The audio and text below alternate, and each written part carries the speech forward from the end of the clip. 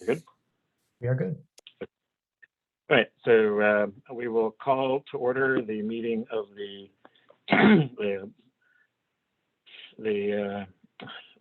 Mountain View City, the City of Mountain View Environmental Planning Commission meeting at 7:07 p.m. This meeting will be conducted in accordance with the City of Mountain View Council Resolution number 18603 in accordance with Assembly Bill 361. All members of the EPC are participating in this meeting by a video conference with no physical meeting location. Members of the public wishing to observe the meeting live may do so at mountainview.legistar.com or on YouTube at mountainview.gov/YouTube and on Comcast channel 26. As noted in the meeting agenda, members of the public may provide oral public comments during the public comment section period for an item by signing up at mountainview.gov/EPC_speakers. Emails and voicemail messages received by 5 p.m. today were forwarded to the EPC. All votes will be taken by roll call vote. Now I'll ask the EPC clerk to proceed with the roll call. Ms. Gannon? Yes, Commissioner Capriles, Here. Commissioner Dempsey, Here. Commissioner Haymeyer, Present. Commissioner Yin, I'm here. Vice Chair Lowe, Here. and Chair Cranston. Here. Okay. So before we begin, I'd like to call attention to a change in the agenda that was posted on the city website with the agenda item number 5.1. This will be removed from the agenda tonight for tonight's EPC meeting and re-noticed for a hearing at a later date.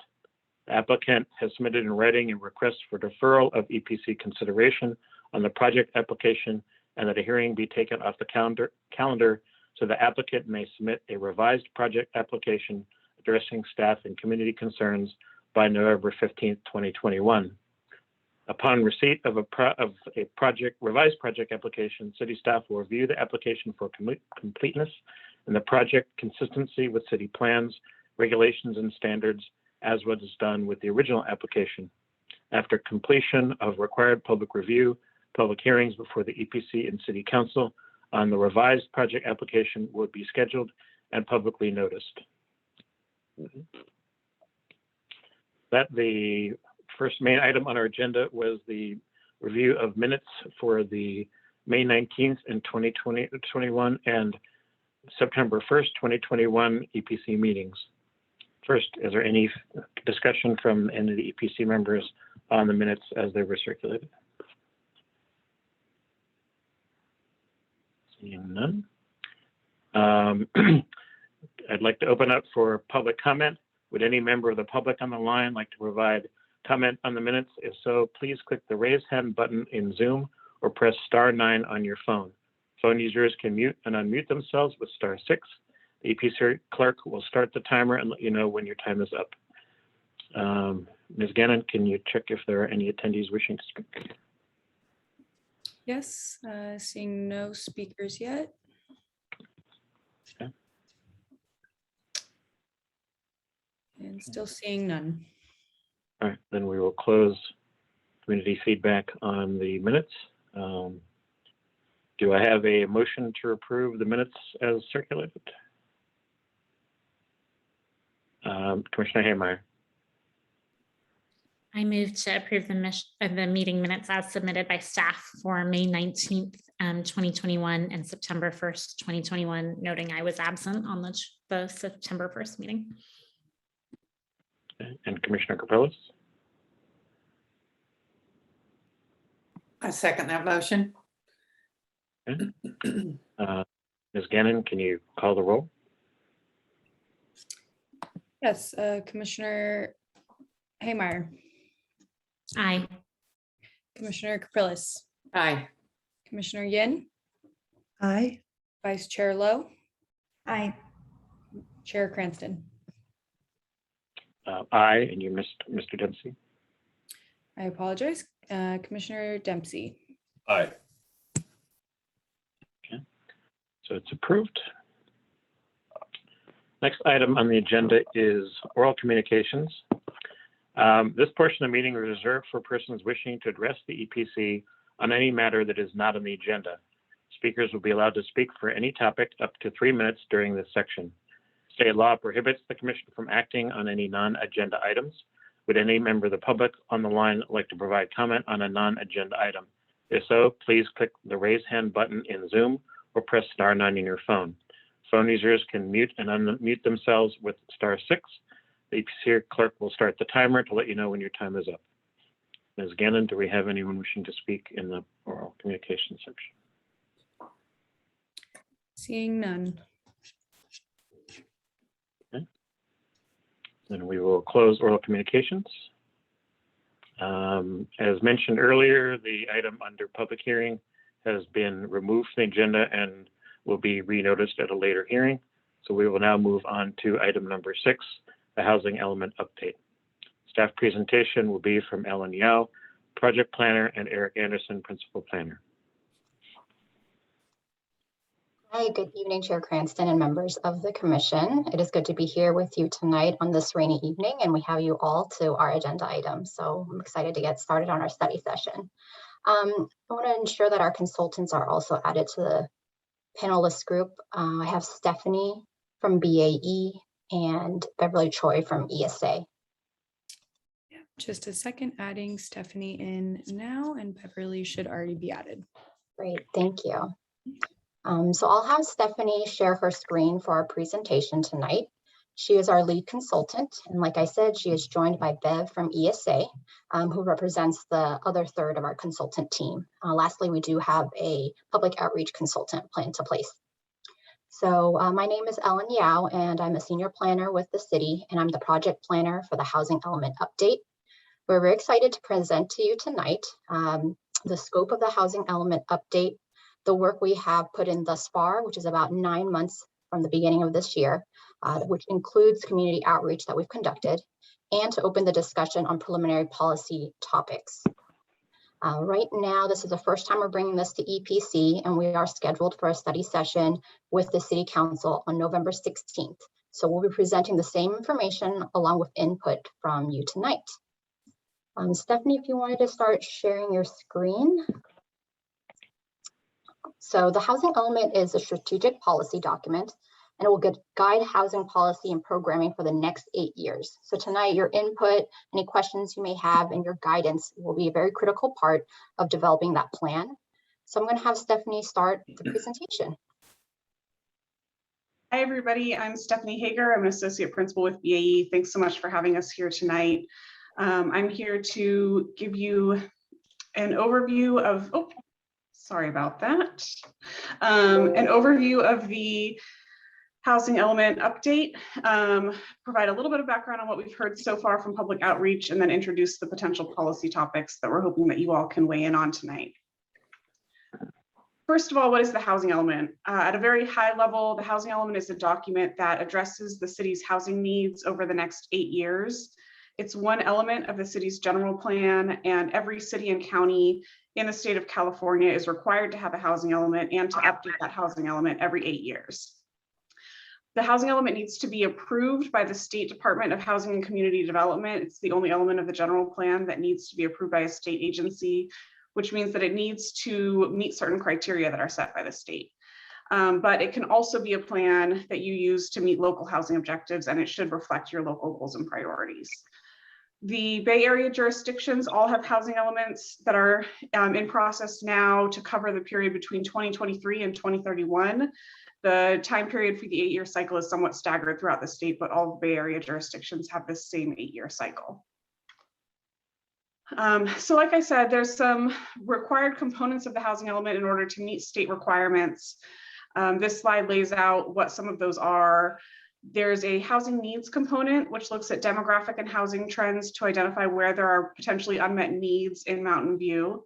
There's an evaluation of the prior housing element, where we look at what's working and what's not from the last housing element cycle to figure out what we should carry forward and what we should modify. There's a housing sites inventory section where we identify sites for new housing. I'll talk about that more in a slide or two. There's a constraints analysis where we look at barriers to housing production. So this can include things like development standards. It can also include things like the high cost to build housing.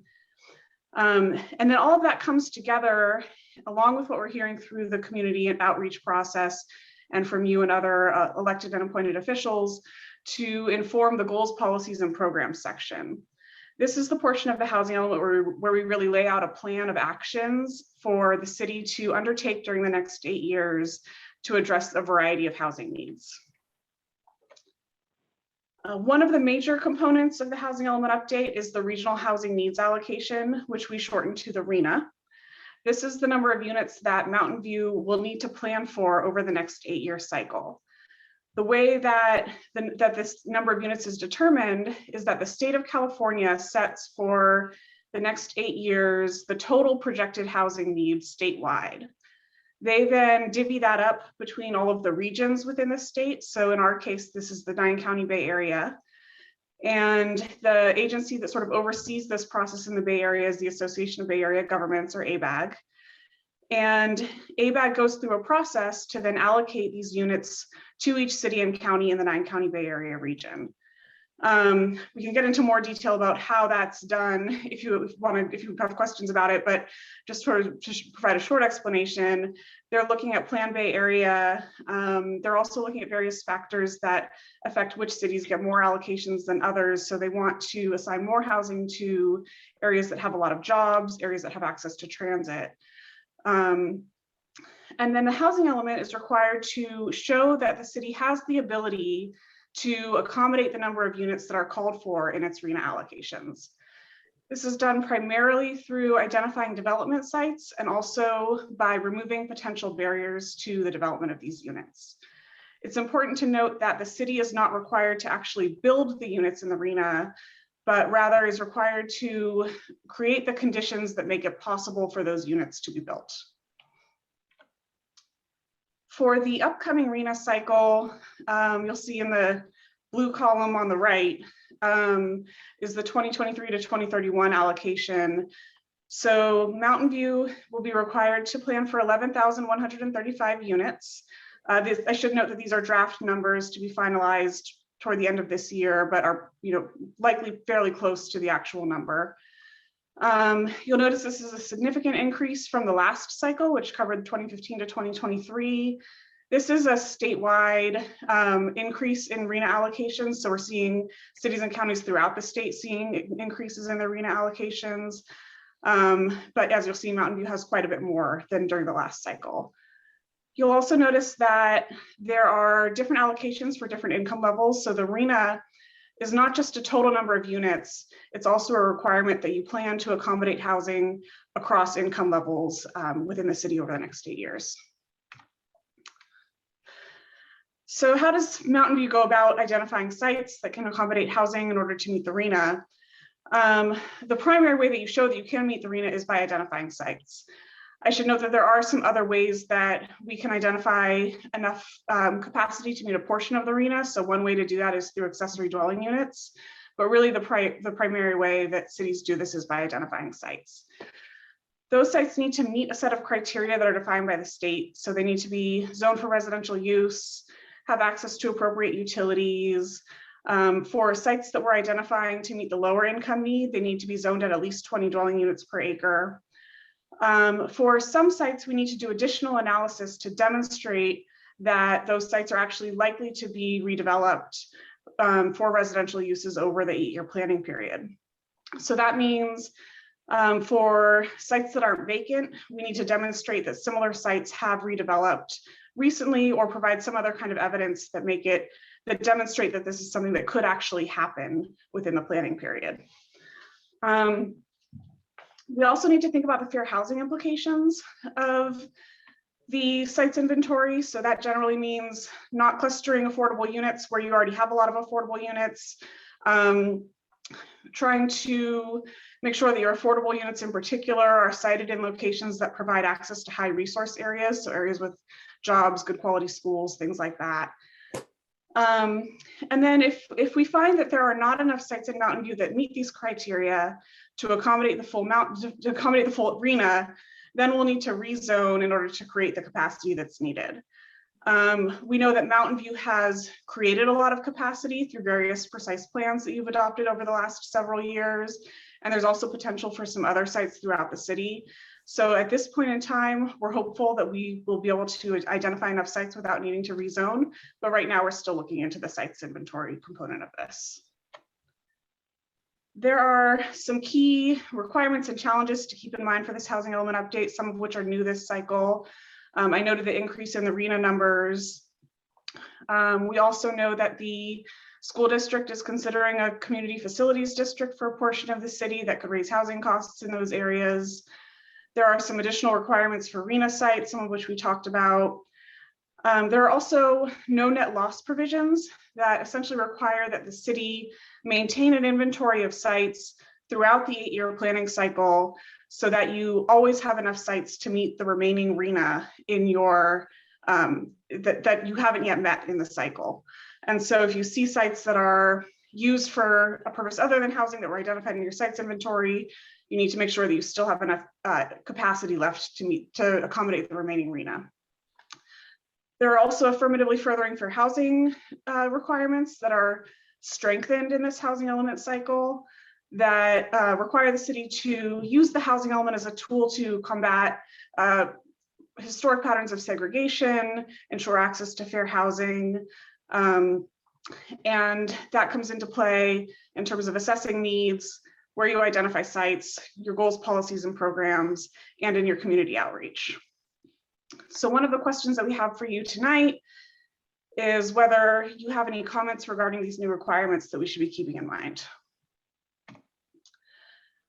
This slide has just a sample of some of the feedback that we've gotten from the community outreach process. I want to be clear that this is not comprehensive, and we know that in your staff report, you have a more detailed accounting of what we've heard. So there's, this is just sort of a sample of maybe some of the things that we've heard a little bit more. We have gotten some support for identifying more sites than are needed just to meet the RHNA, various comments related to development standards and streamlining the development process in order to make it easier to build. Comments related to addressing displacement, some sort of specific comments about providing down payment assistance and residential rehabilitation assistance. We've heard a lot of times that there's a need to also consider other needs along with housing, like infrastructure in schools and parks, and think of that as sort of a comprehensive planning action. And then supporting a range of housing types. So you again in your staff report have a list of potential policy topics that we want to discuss with you today. I won't go through all of these, but we are hoping to get your feedback on these topics. This is a set of topics that we'll use to guide some of the next stages in terms of thinking about what the city should do over the next 8 years to address housing needs.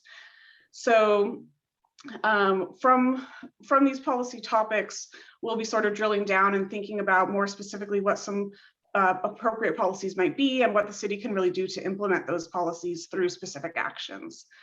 So we're hoping to get your feedback today on whether or not this list makes sense to you, whether or not there are things that are left out, or whether or not there are things on this list that you think that we should maybe not be addressing, or if you want to just provide feedback on how we should be thinking about some of these topics. All of that would be really helpful for us to get feedback from you tonight. So to wrap up, the questions that we have for you today are first, whether you have any comments regarding the new housing element requirements. And then secondly, whether you support the initial list of housing element topics that we provided, and whether there are other topics that should be included. And so with that, I just want to thank you for having us tonight. I think that's my last slide. And I'm here to answer questions. We also have Bev from ESA if you have questions on the components of the housing element that they're working on, and just happy to hear your comments as well. Thank you. Thank you. Next, we will open this section up for public comment. Would any members of the public on the line like to provide comment on this item? If so, please click the raise hand button in Zoom, or press *9 on your phone. Phone users can mute and unmute themselves with *6. The EPC clerk will start the timer and let you know when your time is up. Ms. Gannon, do we have anyone wishing to speak on this topic? Yes, we do. Bill Lambert, just a second. And to confirm, Chair Cranston, 3 minutes. That should be fine. Okay. Bill Lambert, I will allow you to start and then just give me a second to start the timer for you.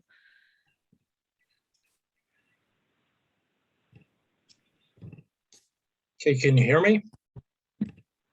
Yes, go ahead. Great, thank you. Thank you, commissioners, for giving me the opportunity to speak this evening. I'm speaking on behalf of the Friends of Mountain View Parks.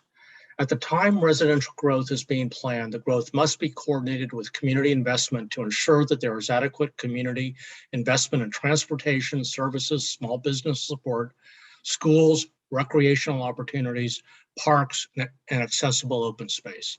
Simply increasing residential density without the community investment only addresses an aspect, a certain aspect of the growth in Mountain View and harms especially those people who will be living in the high density units.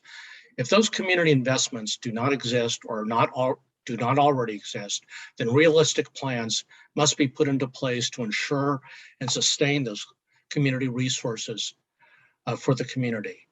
I see nothing in the staff report to indicate that any assessment of community investment was made or even considered, or how the growth would impact Mountain View as a whole. Past city and city councils embarked on a commitment to increased commercial growth without ensuring that there was also adequate community investment. At first, residential growth was pushed to the perimeters of Mountain View and along the El Camino urban corridor. The projected plans now appear to encompass all of North Mountain View, for example, with R3 zoning. The staff report only addresses residential growth. We have made it clear that North Mountain View is already woefully deficient in parks and accessible open space.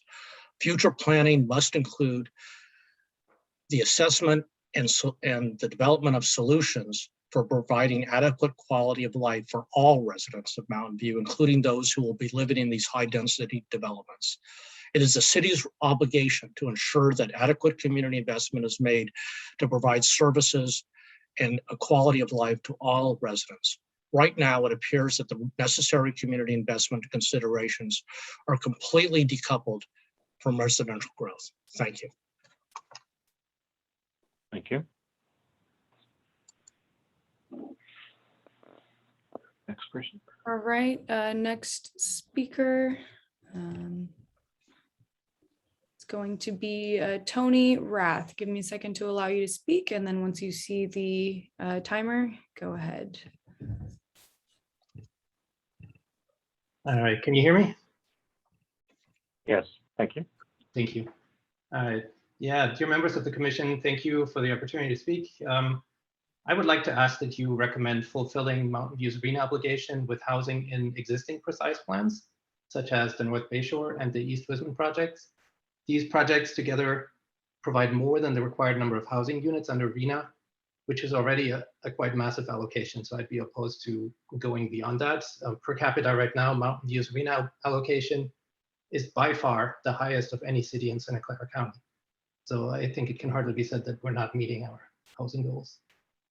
The R3 upzoning project is a rather poor candidate to make the RHNA numbers for many reasons.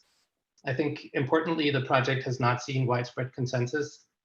The city council is split on the issue, and it is unpopular with residents in many of the affected neighborhoods. This should come as no surprise because it jeopardizes the character of Mountain View neighborhoods. It is allowing buildings that are 3 times taller than existing buildings or more with 5-foot setbacks next to single family homes. And that's effectively ignoring the existing character of the neighborhoods. And as you may know, some of the R3 neighborhoods are most similar in character to R3.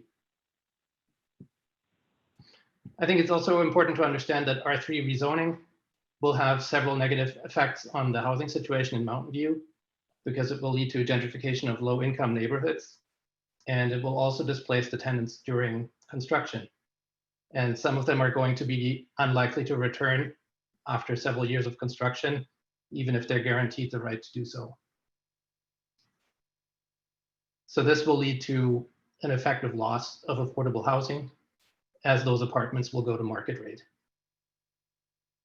So finally, the R3 rezoning, similar to what the previous speaker said, ignores several of the enormous resource constraints that Mountain View is already facing. We have a water shortage, we have a lack of schools, and we have traffic problems, and access to parks is an important consideration that is entirely absent from the R3 proposal. So instead, we should be looking at well-designed new housing in the precise plan areas in the North Bayshore and the East Wisman. And those have the best chance of providing affordable housing and meeting Mountain View's green obligation. And we will not destroy perfectly good housing stock that has to be replaced at great cost to the community and the environment. Thank you.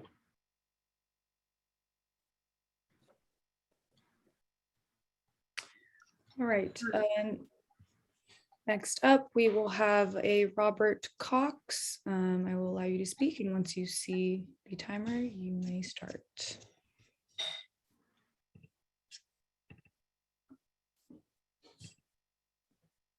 You hear me? Yes, we can. Okay. Chair Cranston and Planning Commissioners, thank you for the opportunity to address you on how to select the zoned units for Mountain View's arena allocation for the 2013 to 2031 housing element. Sorry, 2023. Okay. When selecting the zoning areas, please prioritize units in existing precise plan areas like North Bayshore and East Wisman. These precise plan areas were vetted with the residents, recommended by the EPC, and approved by the council. Since there is no existing housing in these areas now, there will be no concerns with regard to residential displacement and gentrification. Please consider carefully the downside of using R3 rezoning to meet the RHNA targets. The R3 rezoning proposal that was heard by the council in April does not have broad support throughout the council. It will seriously impact the homeowners living adjacent to the R3 areas and will lead to less affordable housing, even if all the rent control units are replaced, because not all of those who have a first right of return will return. Finally, when the study sessions with the EPC and council are complete, please ask staff to bring back not one, but a selection of alternatives so that the residents, the EPC, and the council can weigh in on some real choices. Thank you for considering my views. Thank you, Mr. Cox.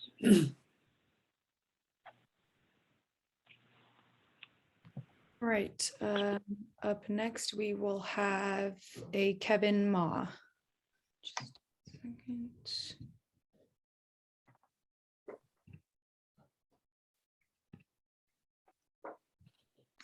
Just a second.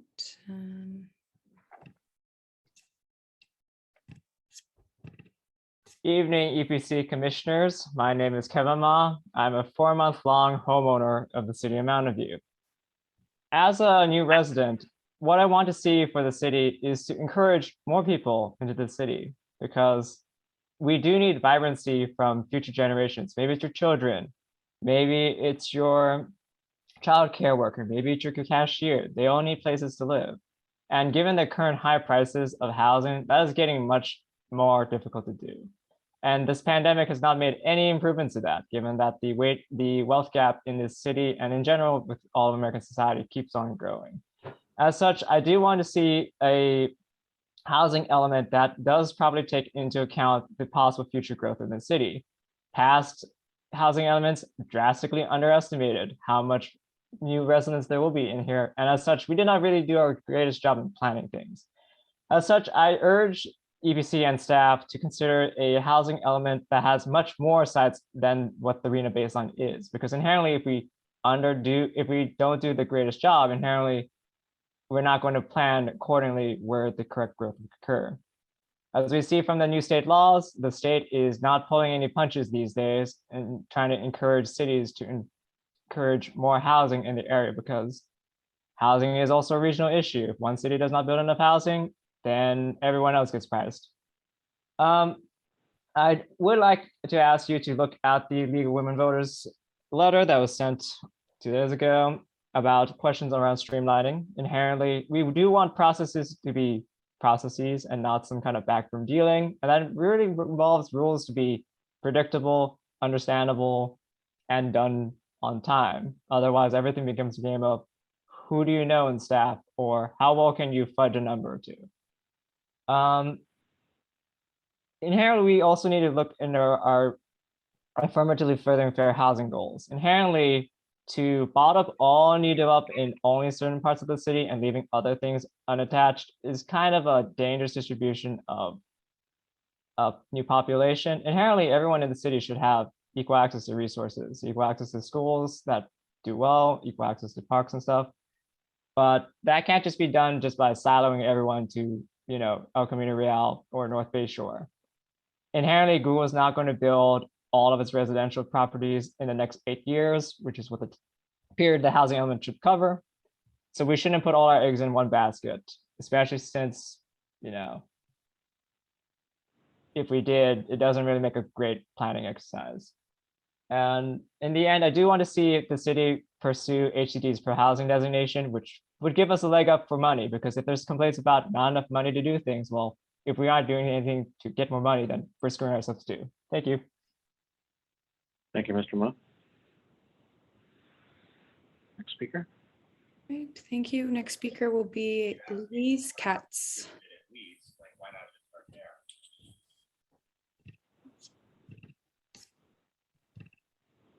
Thank you. Commissioners, Louise Katz, longtime resident of Mountain View. I'm particularly concerned by the letters and notions bandied about where they talk about how R3 is going to give us all of these thousands and thousands of new units. The real question is, what is the net gain? And I don't see any numbers for the net gain, because clearly the neighborhoods that are being designated are not empty spaces.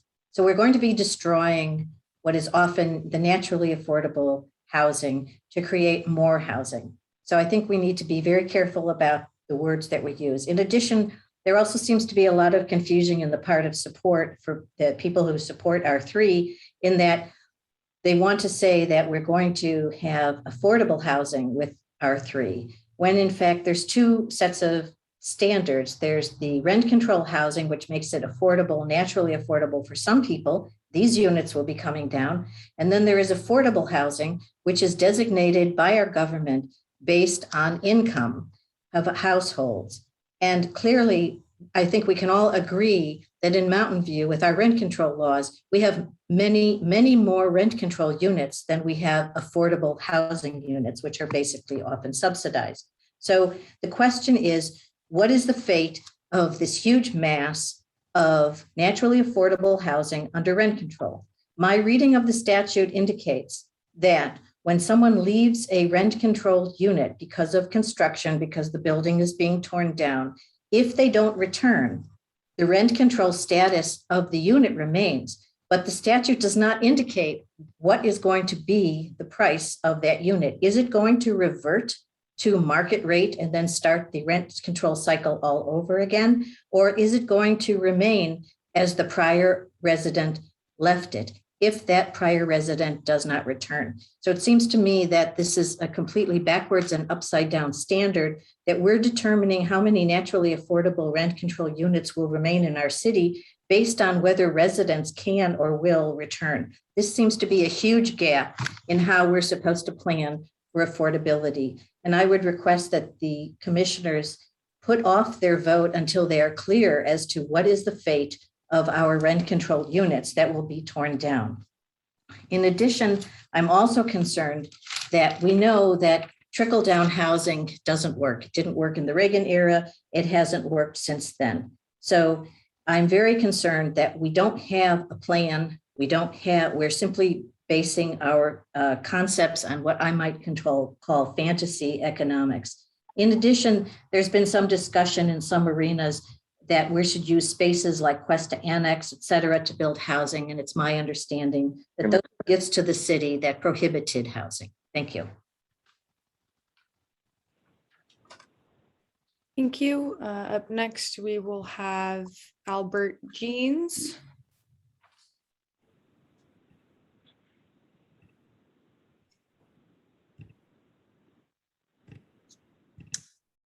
I have slides. I think Eric said he would be able to tee those up, and I have my own timer. Yeah, I have them. I'm sorry, I'm opening up the presentation now. Give me one Thanks.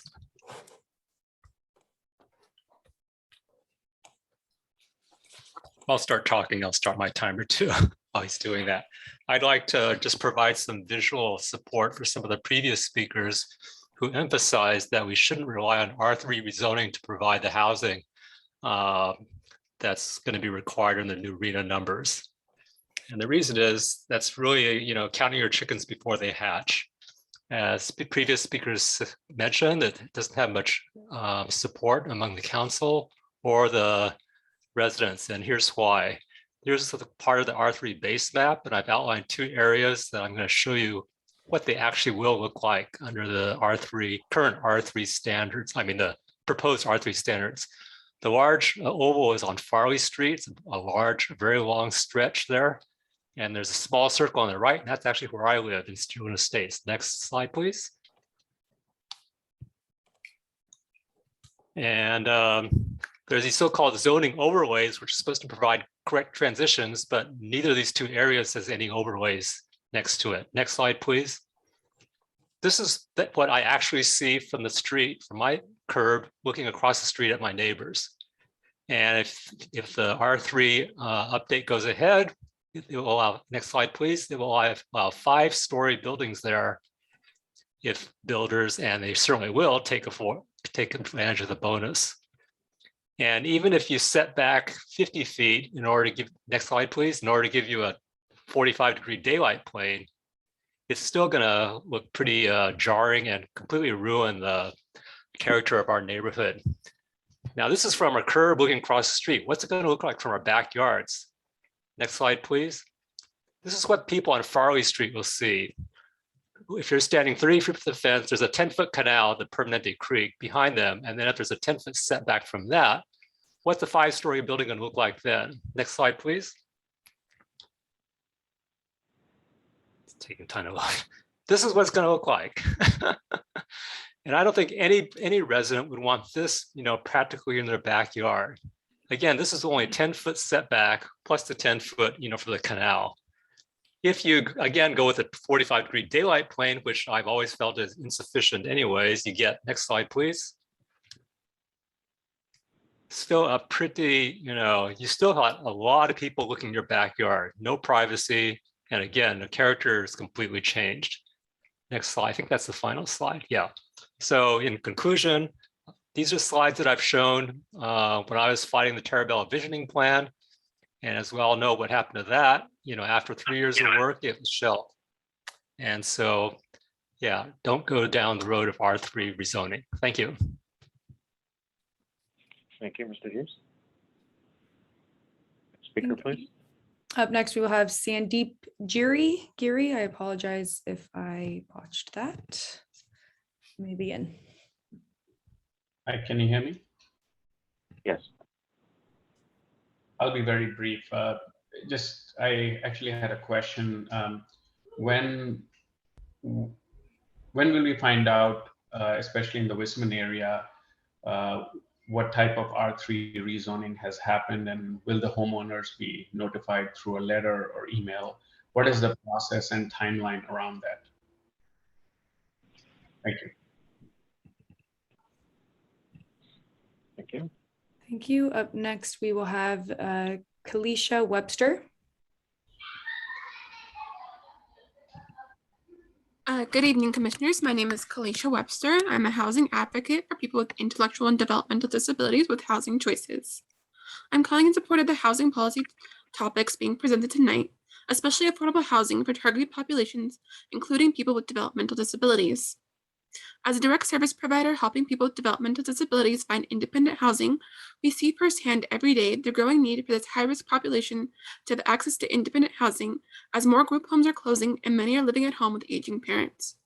We appreciate that the city has shown a willingness to help house these extremely vulnerable members of the Mountain View community, such as at Luna Vista and San Antonio Place, where a number of units are set aside for people with developmental disabilities who require coordinated services from the regional center in order to maintain their housing. While these units have provided more opportunities for people with developmental disabilities to live independently in their community, we do also urge you guys to look at creating more opportunities with more diverse unit sizes. Currently, all of the units that we have been allocated for people with developmental disabilities are for studios, and there's different housing needs for different populations. Oftentimes, we see that some of our clients will need a live-in aid, which is just not possible in a studio apartment. 1 bedrooms or 2 bedroom units would be more desirable for these clients. So right now it's really limiting having only studios who is allowed to live independently in this community. And we also urge you to look for ways that you can create more inclusive units at deeply affordable rents, as many of our clients have extremely limited incomes, being dependent upon SSI as a major or sole source of income. Thank you for your time. Thank you, Ms. Webster. Thank you. Up next, we have Daniel Hulse. It's been a while. What happened? Hello, you can hear me? Yes, go ahead. All right. I have a few things to say. My name is Daniel Hulse. I am calling, I live in a rent-controlled apartment, and I just want to make a statement in support of the housing element process and of several things that were brought up in the process. I think, you know, we are currently in a housing crisis in Mountain View and in the Bay Area at large, and we really need to build more units. And there's a lot of discussion about, you know, oh, we need this or we need that, or who's going to foot the burden of these new units. The fact is, we need the new units. And so people should stop being so whiny about like who gets to who is going to be impacted by that. The primary impact of a new apartment is a new place to live for someone. And so I think that we need to be looking at every single option for both enabling new apartments to be built, including the R3 restructure. I think we also should be expanding R3 and some of the other higher density zones, especially around places where there's transit. And the other thing, I saw a recommendation from the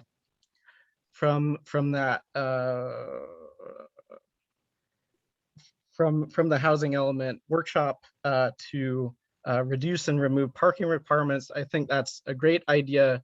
A lot of affordability in terms of both development and the rental side in terms of the amenity is the existence of parking.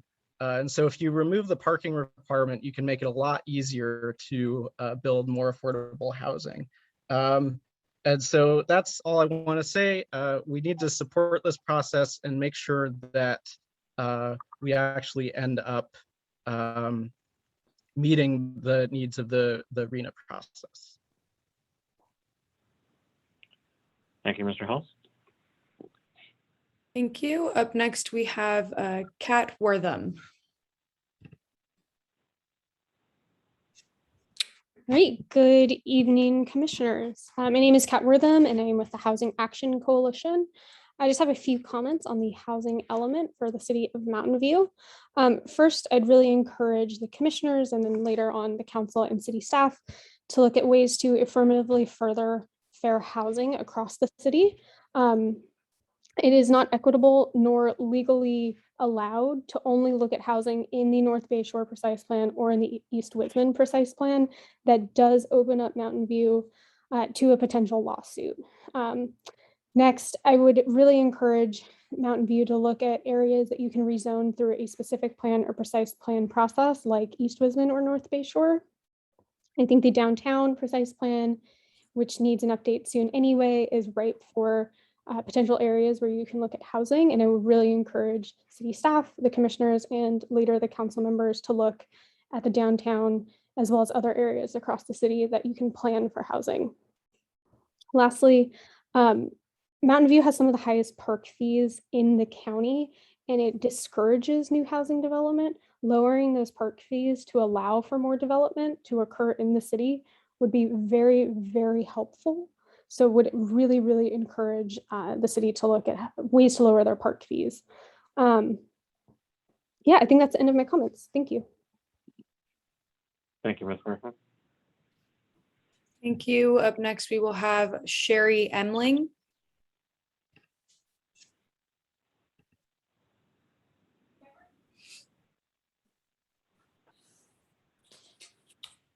Sherry, I believe you're on mute. Here we go. Sorry. R3 has been very unpopular throughout the city to the multiple people that I have spoken to, not only the homeowners, but the renters as well. This is directly affecting and damaging the soul of Mountain View for many reasons. We do not have enough schools as it stands today. Our water supply is threatened. This destroys privacy, as many of the speakers have spoken. And I have to be sort of amused by the parking question. This will be explosive. Even if the city tries to limit parking, the allowance will be ridiculous. It's a pipe dream. We have tried this before multiple times in Mountain View. People still keep their cars. If they do not allow parking, they're going to be on the streets and everything is going to be impacted. And you know that to be a fact. Homeowners near R3 are damaged by outrageous attack on their privacy because of the minimal setback. And I think you need to put yourself in that person's place when you think about voting. Do you want that towering over your home? So ask yourself that and try to be in that position. We can't zone away how much a home or condo costs. They will clearly and honestly push our poorest out of Mountain View. Building this new housing is not an overnight project, and promising the right to rent will take years, and many cannot wait that long, so they will move out. Louise Katz is correct. We need to look at the net gain. There are too many points that are not well thought out here. No wonder the truth of this is so disappointing and so destructive. Thank you. Thank you. Thank you. Riza Singh. I apologize for any mispronunciation. Hi, can you hear me? Yes. Yes. Thank you, EPC members, for giving me the opportunity to speak. I agree with everything that the previous speaker, Kevin Moss, said, as well as Daniel Hulse and the League of Women Voters letter. I'm a patent paralegal at NASA Ames Research Center, and I make under 120% of the area median income. For the past several years, I've bounced around various apartments in Santa Clara County, moving each time my rent increased. Frankly, the only reason that I'm able to remain in Silicon Valley as a government employee is because I'm childless. I consider myself lucky because I have many coworkers at NASA who have either left the area or are commuting 4 hours a day from Tracy. As I type this, I am sitting in one of the newly constructed buildings on El Camino Real. So I consider myself living proof that the principles of supply and demand do in fact work. Please, if you can remember only one thing from this meeting, let it be density, density, density. Thank you for your time. Thank you. Thank you. Hala Al-Shawani. Apologies for any mispronunciation. You are up next. Yes, thank you. Good evening, EPC commissioners. It's very interesting to hear the previous person commenting on density, density, density, but unfortunately, that comes at a very high cost for us, for the residents of Mountain View. High density without careful, balanced planning to preserve and have an environmental sustainable city for us, we're really going to shoot ourselves in the foot, I think. So rezoning will definitely and significantly impact the open space, the existing neighborhoods and their privacy and compatibility, and the environmental sustainability for all of us who live here. According to October project list that the city just released, only in this year's or in this month's project list, the amount of development that's taking place, it's asking for 1,770 mature heritage trees to be removed so they can build these buildings, these units. This will have a tremendous impact to our demise, really, for not having clean air, shade, cooling effect in today's climate change and extreme weather. Using a higher percentage of affordability is something I did not see the EPC or actually the city staff recommends. And I think that should be something that should be considered to increase housing in Mountain View. I understand the RHNA numbers are possibly not being met, even though we have more than 11,000 units approved in North Bay Shore and the Wisman area. And the reason for that is because the affordability portion of the requirement may not be enough for what they're proposing or what they're going to approve. Then I suggest that the city considers increase the percentage of affordable housing. Ask for more than 15% of the new buildings to be affordable. Go up to 30%. Look at community and government trusts that are being done in other neighboring cities, such as San Francisco and Oakland, to support more affordable housing within the existing precise plans and the development plans that we have for the next 8 years. Thank you. Thank you.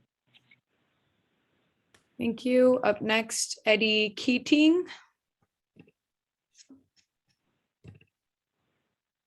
Thank you. Edie Keating, Mountain View homeowner. Mountain View has a jobs housing imbalance. On average, every housing unit built means fewer commuters on the road. Until we all drive electric cars, even after we all drive electric cars, reducing commutes is important for addressing the climate crisis. I will speak to 3 policies, though I support many more. To address displacement, I support development of a replacement unit standard similar to SB 330, requiring affordable replacement units before any demolition is approved, including for rent-controlled units. I hope the city will explore a requirement to replace demolished rent-controlled units with lower-income BMR units. BMR units will have much better resistance to rents increasing, in contrast to rent-controlled units, which jump to market every time there is tenant turnover.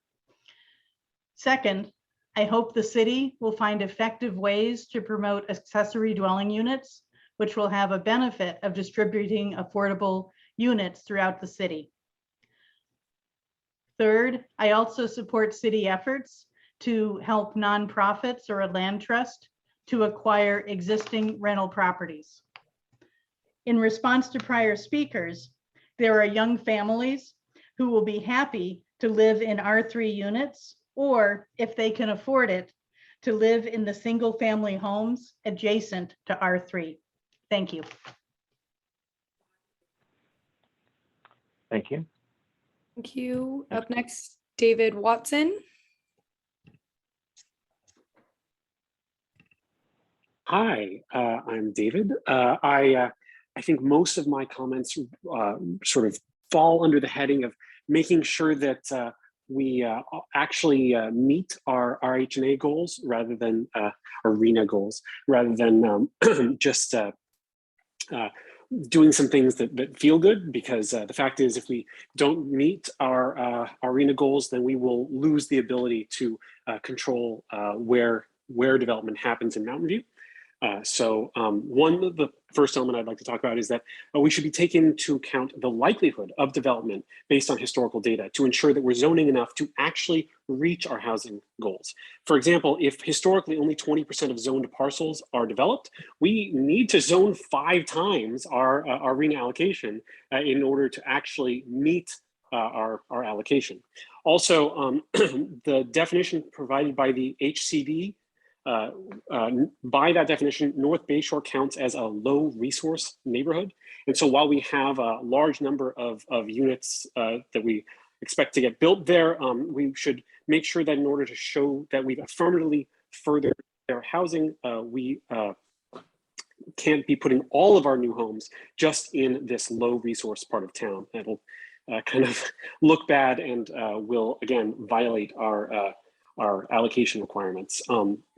In item 2 on page 12 of the staff report, there's a comment about having existing residents do a 2/3 or 55% vote to pass a parcel tax for future residents who are not yet here for North Bayshore. And I would point out that this, again, will totally sink any ability to build significant, to build the 10,000 or 9,000 new units that are hoped for in North Bayshore to try to meet our RHNA goals.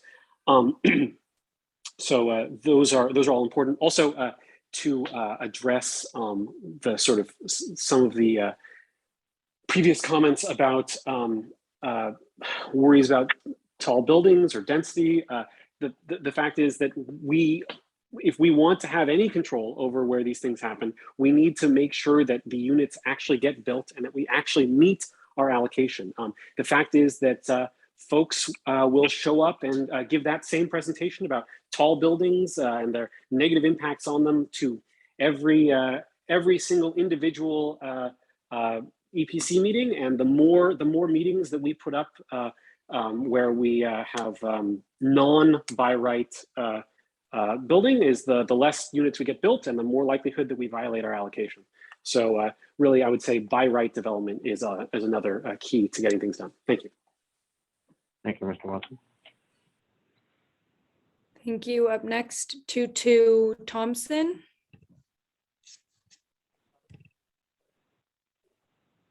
Hey, member of the EPC. Good evening to you guys. I'm actually here with 5 neighbors, 5 homeowners on Miranda Avenue, and we are here to object to the new R3 zone. Hey guys, make some noise. R3, not for me. Come on. R3, not for me. Okay. Okay, thanks guys. All right. So yeah. Hi. So we're not a big fan of the R3 new regulation. And aside from this,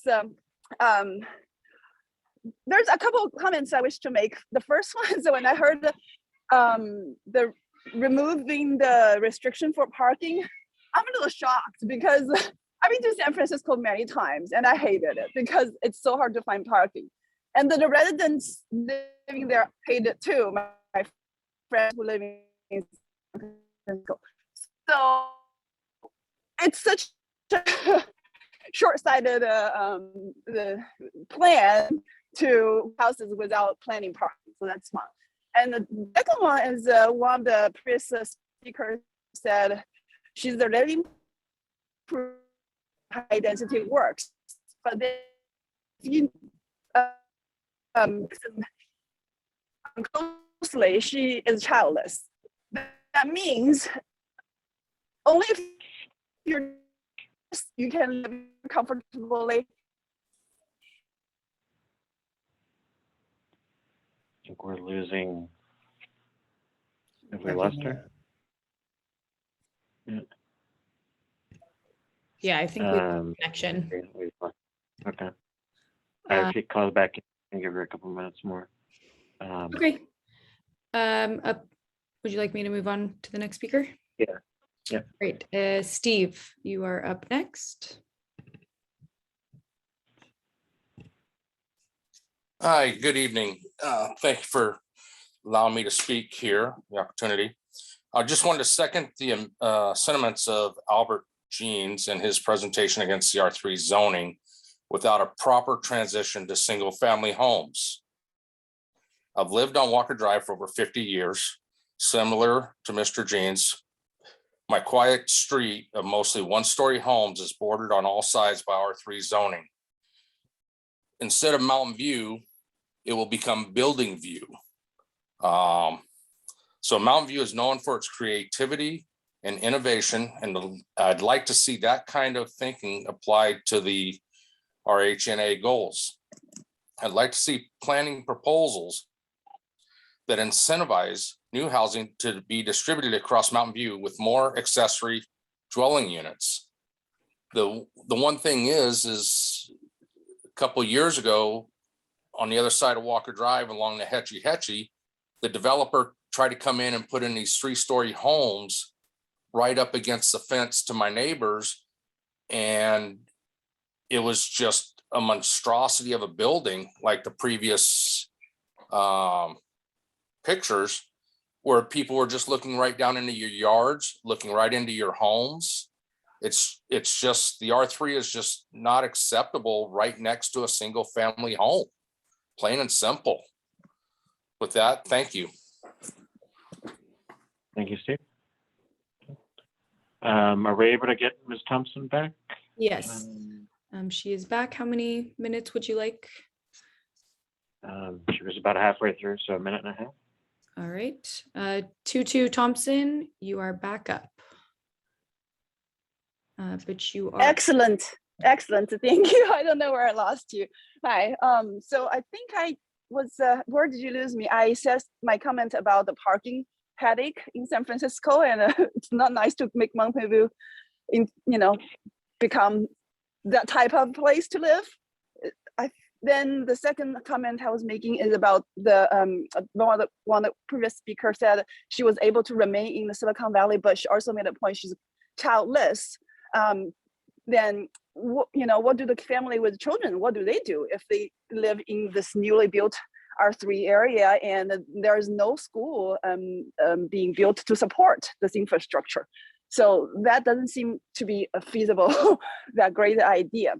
And lastly, from a landlord point of view, I actually have a rental house in the R3 zone. I just know the tenants. I have a 3-unit rental property.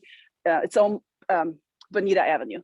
I just know the tenants that's currently there, they're gonna have to go. There's no way they're gonna be able to hold off to rent somewhere else and come back to the same area. So their life will be destroyed. So please, the EPC, please kindly consider all these effects. Thank you. Bye-bye. Thank you. Up next, Chuck Muir. Oh, sorry, just a second. Looks like Chuck signed off. Emily Ramos. Can you hear me? Yes. Yep. Can you hear me? Yes, we can hear you. Go ahead. Wonderful. Hi, my name is Emily Ramos. It's easy to look at the RHNA goals as numbers, as traffic, as impacts, but they are so much more. These are homes for friends, homes for families, homes for people who help us in our daily lives, the people we build connections with, laugh with, love with, roll our eyes with, and raise our children with. And with regards to R3, I want to remind people of the displacement projects of Brock Street and Montecito, and even the recent 570 South Rangsdorf. Some of these projects, actually many of these projects, they were already zoned with our current standards of R3. And they built units that were even less than the number of units than the ones currently existing, which led to the displacement. Not only were we losing affordable units, naturally affordable units that were rent controlled, we were losing a total amount of units with some of these projects. The R3 standards, as they currently are insufficient and bad. We must update our R3 zoning standards. And I hope that we update them along with the anti-displacement strategies that the council is taking up. And in order to do that, we have an opportunity for a win-win situation here. We can zone enough to allow for one-for-one replacements as required by SB 330.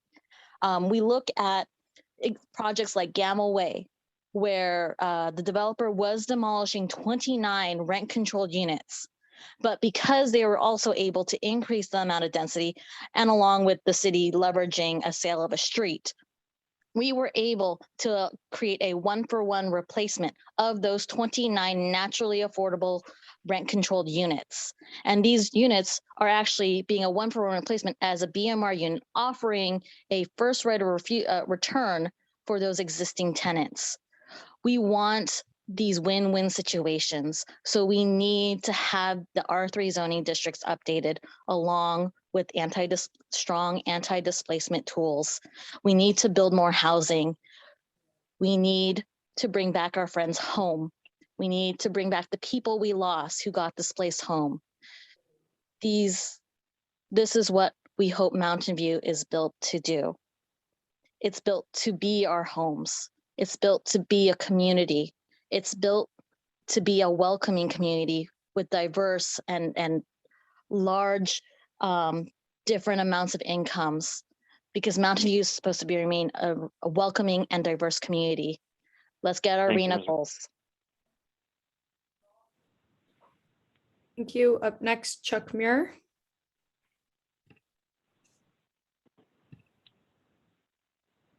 Hello. Alan, can you hear me? We can hear. All right, thank you. Thank you, EPC. I appreciate you guys having this community, outreach. Couple things I wanted to address. One was I was looking through the staff report, and I noticed on page 8 of 20, you had indicated there was 3,771 above moderate units built as of 2020, and the required amount was only 1,093. So my question is, why has the city allowed such a disproportionate amount of above moderate housing to be developed? We are not meeting the very low or moderate RHNA affordable unit numbers. So I would question you guys, and I would ask you what is going on there and how can that be addressed? And then on page 9 of the staff report indicates that the jobs to the household ratio is 2.74 jobs per household in 2018. That might be more now, I'm not sure. I'm not anti-jobs, but I think there needs to be a balance. And so the more we allow more businesses to build buildings and offices, the more this problem is going to persist. So what I would ask is that you consider, how do you balance that? Therefore, I would agree with some of the other speakers that these planned communities like North Shoreline, East Wisman, look at those as rezoning them for residential, limit the number of businesses that can go in there, and add resources, add grocery stores, require that as part of the planning process, require schools. So I guess what I ask for the EPC is to consider that, look at how we can be creative, how can we provide all the different components in these areas where, for me, I've lived here for 20 years. I have a single family home, and yes, I don't want a large, 5-story unit next to my home. And there's, a number of reasons, and I could, happy to debate that with you. But I think there's, we could get creative and look at these other areas. And then the other thing I would say is that for some sites that are zoned commercial or industrial, consider having those rezoned as residential. But I appreciate your time, and those are my comments. Thank you. Thank you. Thank you. Our last speaker is Jonah Mann.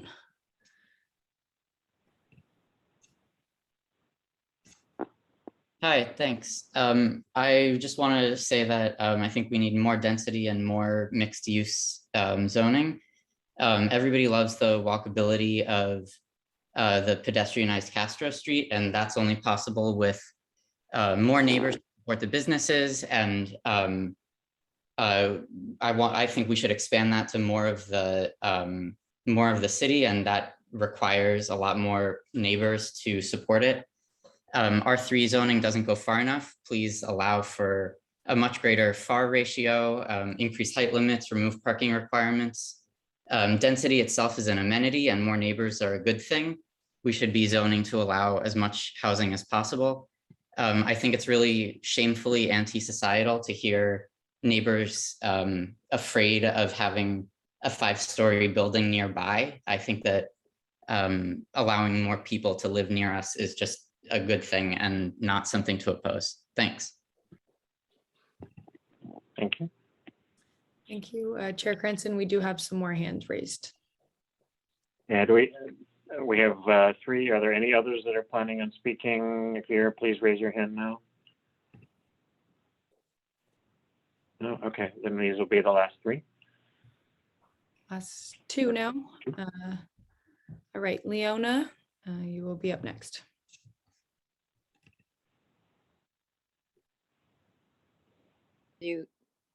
Can you hear me now?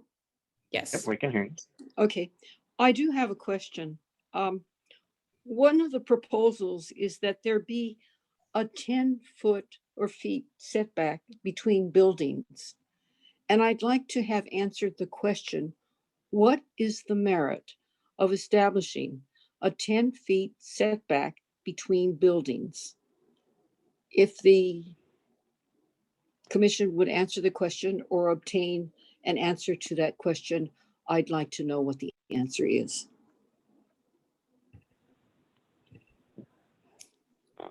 Thank you. Mm-hmm. Up next, we will have Julie Muir.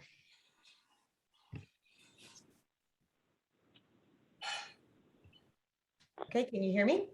Yes. Great, thank you. Good evening, Environmental Planning Commissioners. Thank you for letting me speak tonight. First, I want to say, I think we need to make sure we have accurate total numbers of housing currently approved across the city and what is required by law in the new mandates. Because I feel like I get different answers from different people I talk to, and there seems to be a need for clarity. I think the priority for making the RHNA numbers should come from existing precise plans that have been well thought out and have gone through the community process already.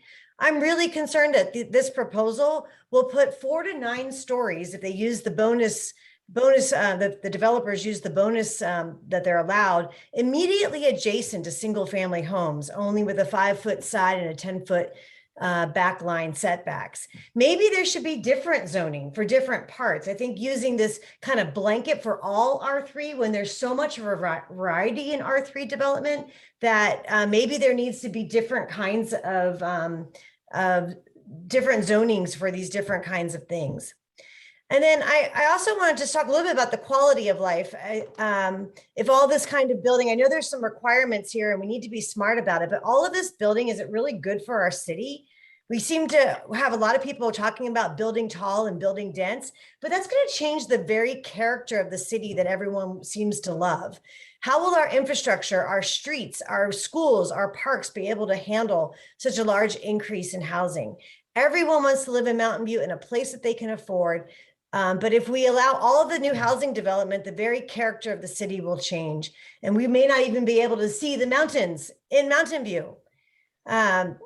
You know, I don't mean to be crass, but I remember a long time ago before I came to Mountain View, there were quite a few other cities I wanted to live in. I wanted to live in Palo Alto. I wanted to live in Los Altos. Heck, I wouldn't even mind living in the city of Los Altos Hills, but I could never afford it. So I had to go find a different place to live. And this is where I found my home in Mountain View. And then lastly, I found that when I attended some of the workshops, there was kind of a pro-density bias. I didn't feel like my concerns about too much growth and the concerns about where the growth happens was taken very seriously or even added to the end of the summary documents. And so when I saw the sample of input received to date, I didn't see my concerns reflected in that. And so I was amazed that they were more interested in talking to people who want to live in Mountain View and not necessarily their own longtime residents. Thank you. Thank you. All right, we'll bring it back to the commission.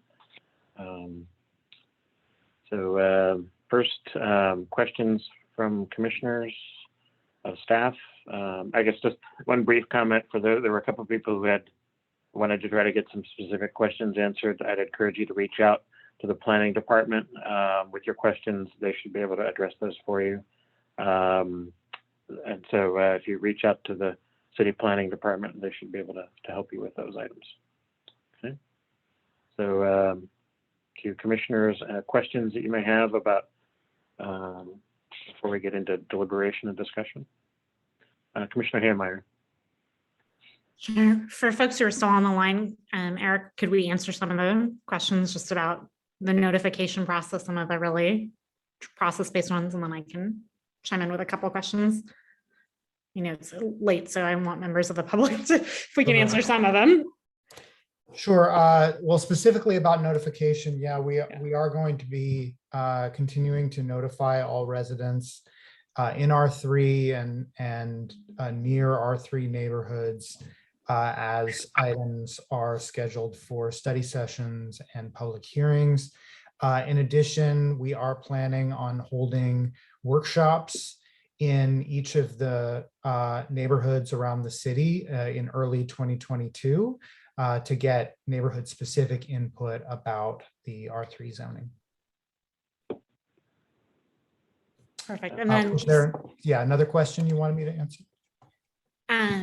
I think there's another question about the benefit of a 10-foot setback. I don't know if the consultant would want to speak to that. I think my big point with this is that there's a lot of public outreach that is yet to happen. And so this isn't a one opportunity. And I encourage the folks on the line to stay engaged, because really this affects our city and we want to make sure the process is inclusive. And then maybe just one quick question for staff about the timeline. My understanding is the goal for the final R3 zoning update would be early 2023. So there's all of calendar 2022 for engagement and outreach and input. So please stay engaged. That's correct. Just one substantive question that I wanted to pose.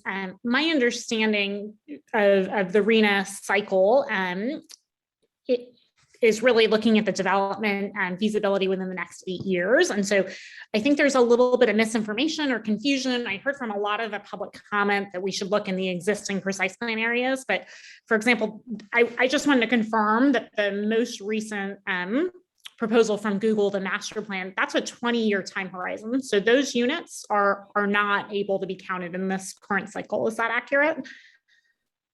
Well, we don't have specific assumptions yet from Google and vetted by HCD and worked through on our site inventory process. So I can't say how many of those units would be considered. Probably not all, as you say, but probably not none. It would be. Okay. And by limiting in the RHNA proposal, if we move forward with saying these are identified sites primarily in East Wisman and North Bay Shore, does that meet the criteria of advancing fair housing? I'll tee that over to Stephanie if you can respond to that. Yeah, I think that in order to meet the affirmatively furthering fair housing requirements, you would want to be looking at sites sort of more distributed throughout the city than in just a single precise plan area. Is that a potential litigation risk? And one of the public comments made that, I mean, by clustering it all in one area, does that expose the city? Yeah, I think probably the more immediate consequence would be that HCD would not certify the housing element and would say that your site's inventory doesn't meet the requirements for affirmatively furthering fair housing. And so, that would be sort of the more immediate consequence. If you don't have a certified and approved housing element, then the city is open to potential lawsuits for not having a certified housing element. But, first there would be that step of trying to get HCD to approve the housing element in the first place. Great, thank you.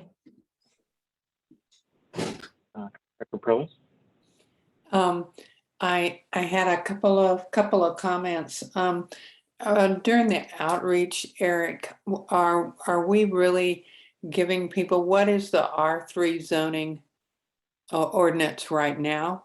Because there were comments about it needs to be updated and there needs to be some, a very strong anti-displacement ordinance and this sort of thing. So will that be included in the communication outward into the community outreach?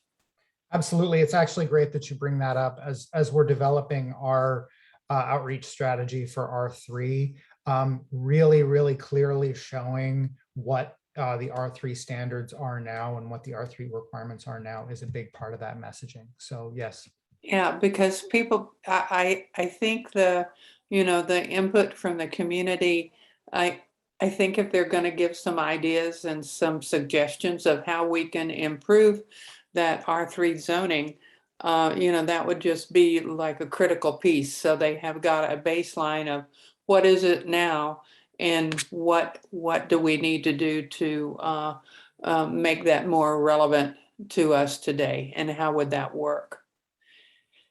And then the other question I in particular had was, has there been some discussion with the schools and even maybe with the hospitals about their existing land?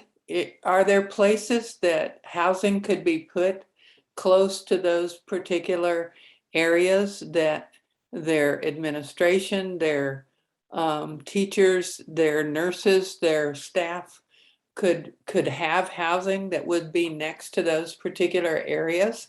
I've done a few housing elements, as you know, and I think that we always fall short in the moderate area, and that was brought up by some of the input we received from the community tonight. So I'm wondering if there is an effort to partner with these different areas that may have, they may have a huge parking lot. Can we take it underground and can we put housing on top of that? I mean, there are a number of creative ways I think we could really look at to try to look at not just open space land, because people still want that open space and the parks and our trees and our canopy. So how do we kind of try to think out of the box, if you will,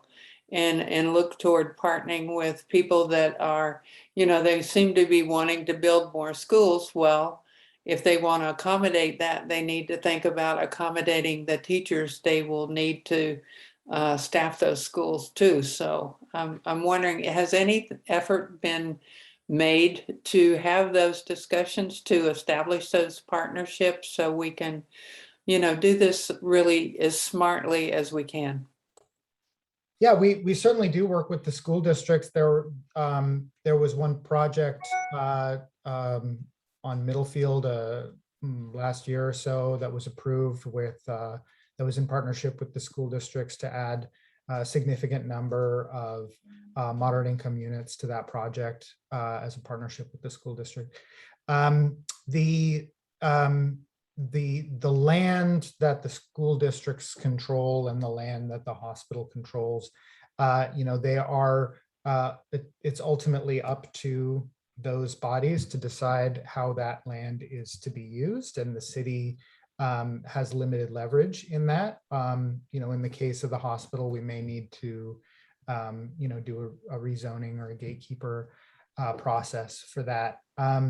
But yeah, it's an intriguing idea. I think they need to obviously think about their own long-term land needs and future facilities needs, and it is an interesting question whether they're considering housing for their employees in that. Yeah, I know that we have had, discussions with the school districts, and particularly because we are certainly trying to support them from a city point of view.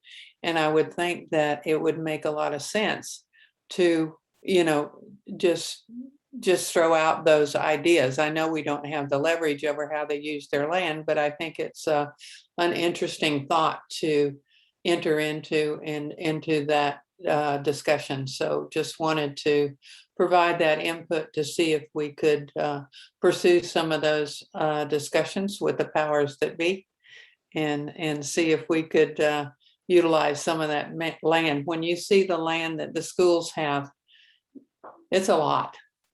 And I know they provide recreational and support or athletic facilities and that sort of thing, but you know, they need to be engaged in the housing discussion as well.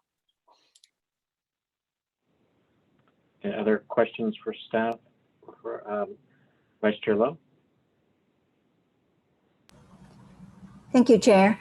One question I have is regarding comments from the public about, you know, so far we have not been able to provide a lot of the below, you know, the lower income bracket housing.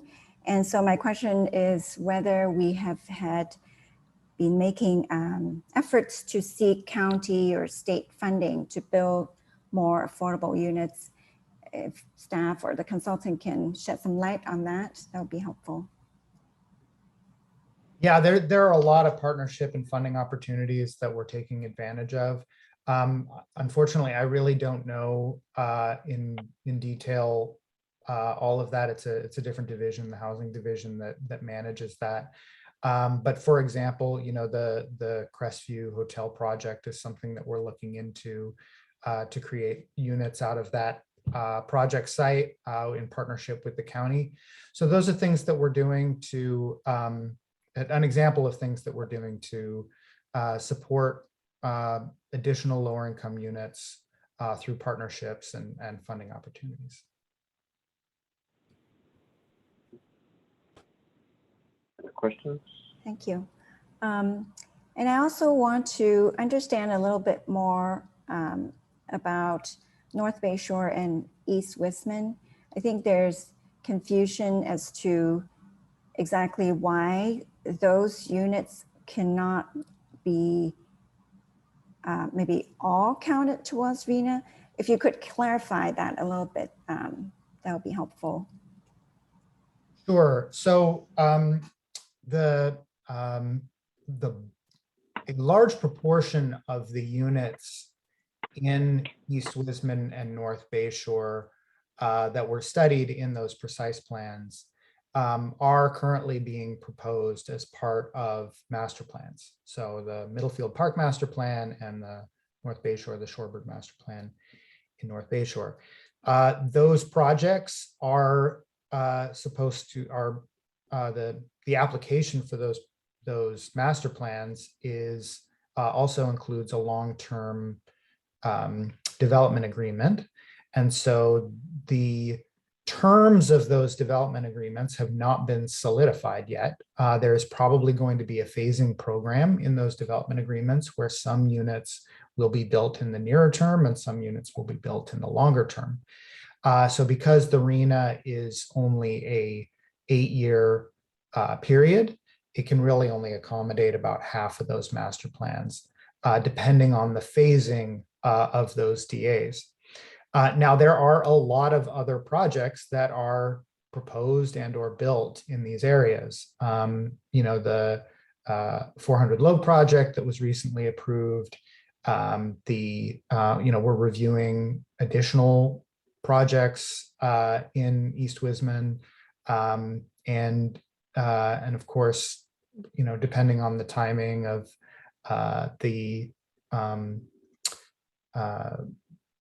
you know, there are certainly other opportunities. The other part of the RHNA process is just identifying sites, right? So, you know, one of the challenges here is making the argument to HCD that a given site that may have an existing industrial building or an existing office building is likely to be redeveloped in the next 8 years.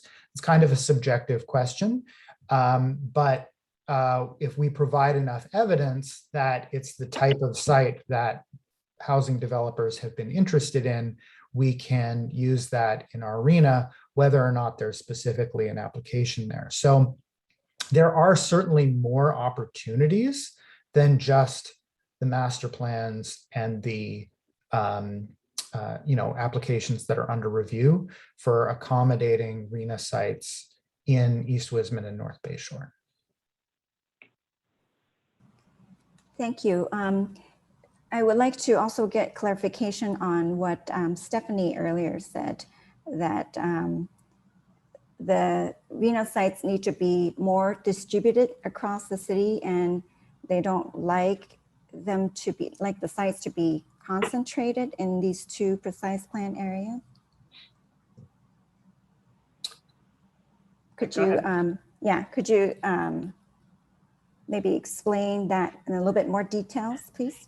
Yeah, so part of the affirmatively furthering for housing requirements for the housing element, one of the things that HCD is looking at is whether or not you are placing affordable units in areas where there are already a concentration of affordable units or lower income populations, and whether or not the distribution of the units in your sites inventory is making it so that you are essentially placing all of your units that would be affordable to lower income households in sort of, one discrete or a few discrete areas of the city.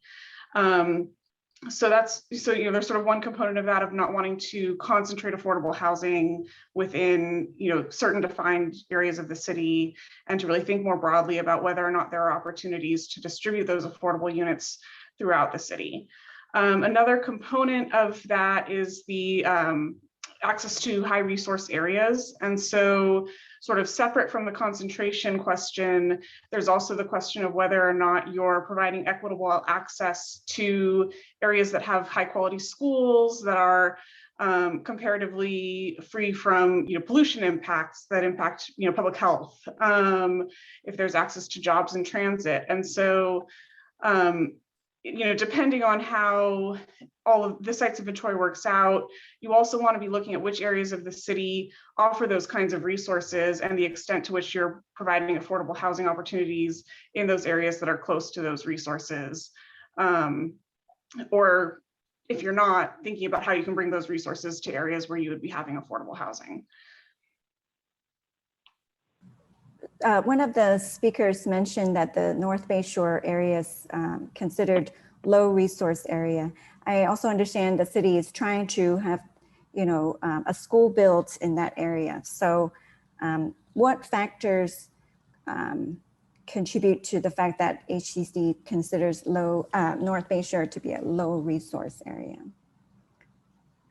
Yeah, there are a number of factors. The schools is one, access to jobs, access to transit. There's environmental justice components that come into play there. So are there public health, potential public health concerns? These are the various things that HCD is looking at to see whether or not an area is a low resource or a high resource area. One thing that you do have the ability to do, if you do see that you're having affordable housing placed in an area that's currently a low resource area, it doesn't necessarily mean that you can't do that at all, but it does mean that to the extent that you're doing that, HCD is going to want to see actions in the programs portion of the housing element that helps to bring resources to some of those areas that are currently not as high of resource areas or that are low resource areas. So that's sort of another way that you can go about that, is to, you can still have sites that are identified in those areas, but they need to be accompanied by programs that help to address some of those deficiencies. Thank you. Commissioner Dempsey? I have a couple of questions, but I want to follow up on that last one and what Stephanie was just covering. Would it be possible to get a map of the resource-rich areas in Mountain View? Because I would be curious to see what that looks like, or which parts of Mountain View are considered low resource. I think that would be very helpful, at least for me to understand it, to know kind of what areas are sort of best for it and which ones aren't. So if at some point in the future we could provide a map to that would be really helpful. Two other things I wanted to ask, and forgive me if this has already been covered, but when will the Planning Commission again see R3 specifically as either in a study session or a vote? When do we see that next? Probably spring of next year after we have our outreach. Okay. So spring 2022. Mhm. Last question I had is simply, I've heard this mentioned a couple of times as part of the larger discussion of, well, we need to find someplace other than where the precise plans are, that maybe we could build something. And I've heard Cuesta Annex mentioned a couple of times. What is the legal status of the property at Cuesta Annex? Because it's my understanding it's off the table for environmental reasons, but I thought you could speak precisely to that. Oh, I am not an expert on Cuesta Annex. I do know that it is zoned PF. And so that makes it off limits for housing from a zoning perspective, but I'm not aware of kind of environmental issues with the site.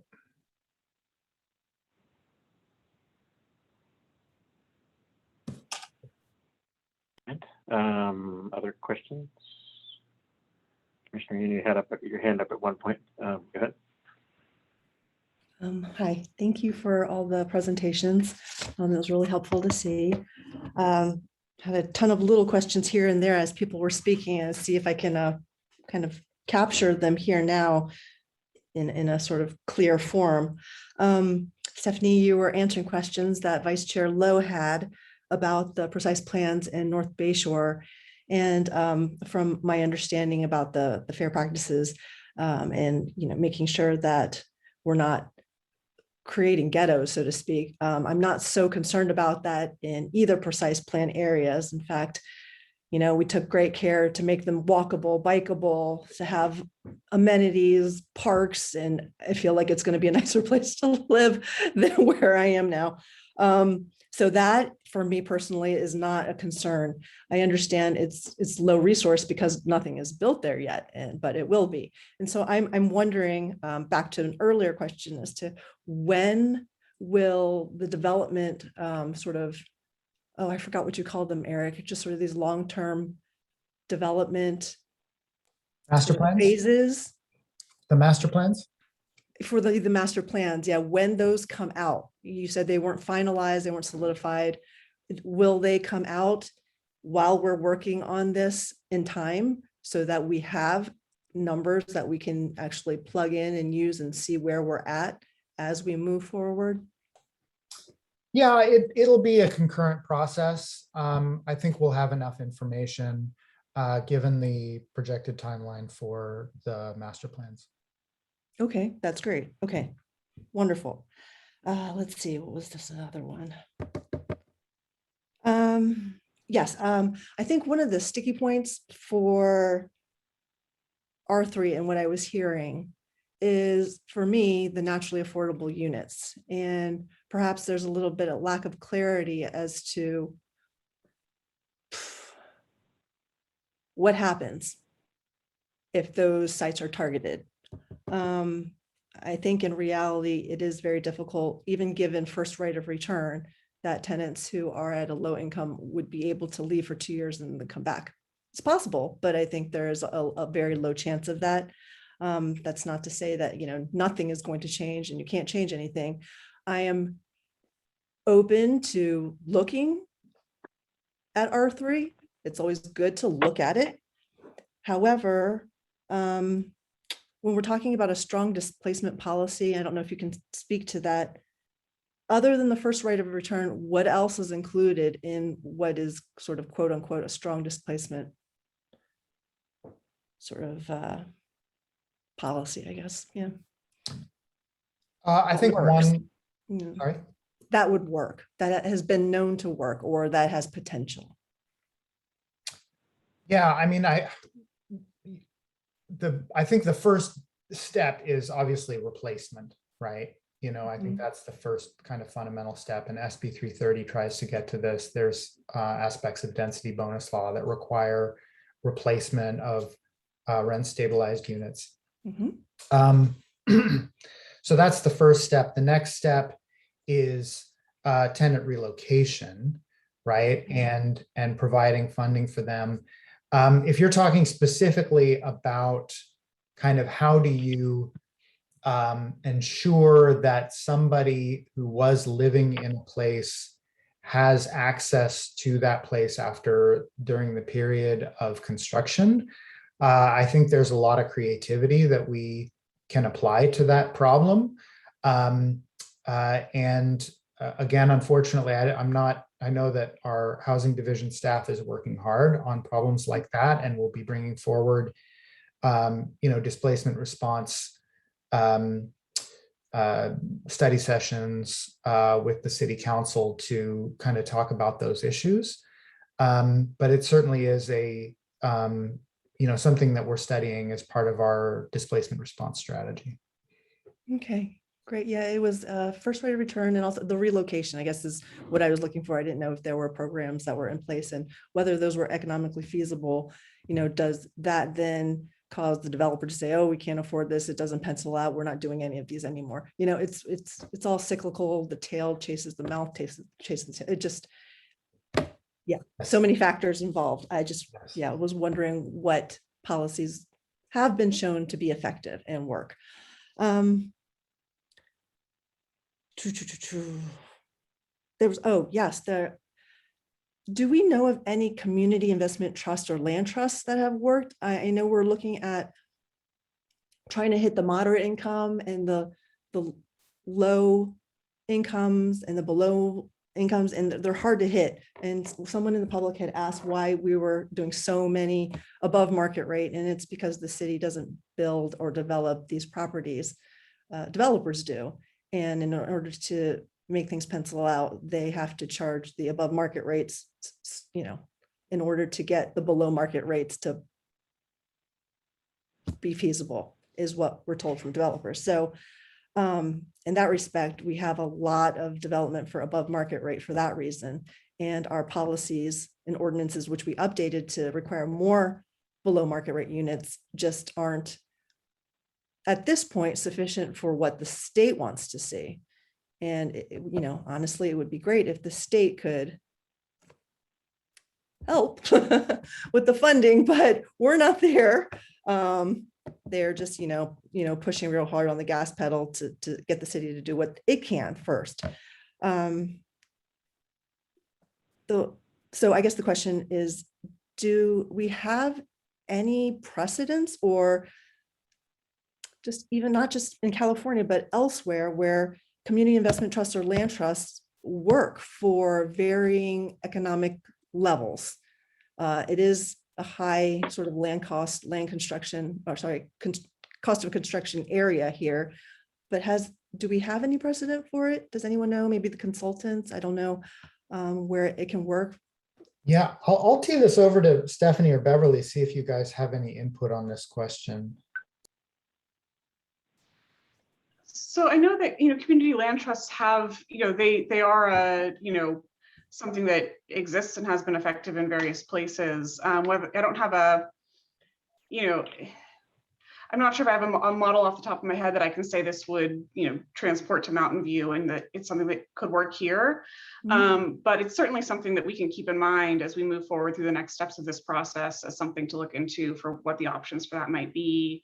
And, trying to think of what some case studies might be that could be a good model for, thinking about how we can move forward with something like that in Mountain View.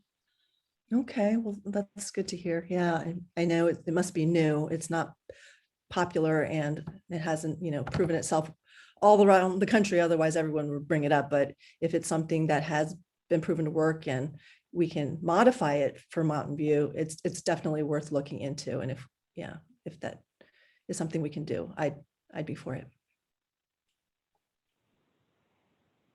Thanks. That's it for now. Maybe I can toss in a couple questions, and then we'll come back to you, Commissioner Heermeyer.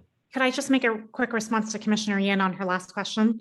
Because I think what I have seen, there are a lot of cities that are working. This was on the staff report about the question of funding capacity and partnerships. A lot of cities are working with nonprofits and giving them, nonprofit housing developers, to give them the first right of refusal and having a waiting period where they have acquisition rights prior to market market developers, and that seems to be penciling out to be fairly effective to at least give nonprofits the opportunity to acquire the NOAA housing and wait, or it takes so long to get the funding together to do that piece. I think Berkeley has also done a fair amount with community land trusts, but I don't know their model quite so much. Okay, yeah. Thank you. Several questions. So everybody seems to be focused on North Bay Shore and East Westman. I'm of the belief that there is still considerable residential development potential in San Antonio. Am I wrong?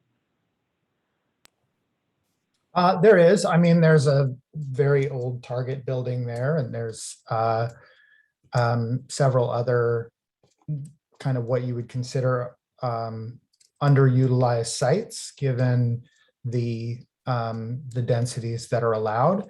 Again, it's a question of how do we make the argument to HCD about whether those are subjectively likely to be developed in the 8 years. But yes, there is a lot of capacity left in San Antonio. Okay. And Camino Real? Yeah, there's a lot of capacity left in El Camino Real as well. A lot of underutilized sites still. A few near Rangsdorf and Ortega. Certainly a few other underutilized sites all along El Camino. So those are potentially more opportunities for trying to make that argument to HCD. Okay.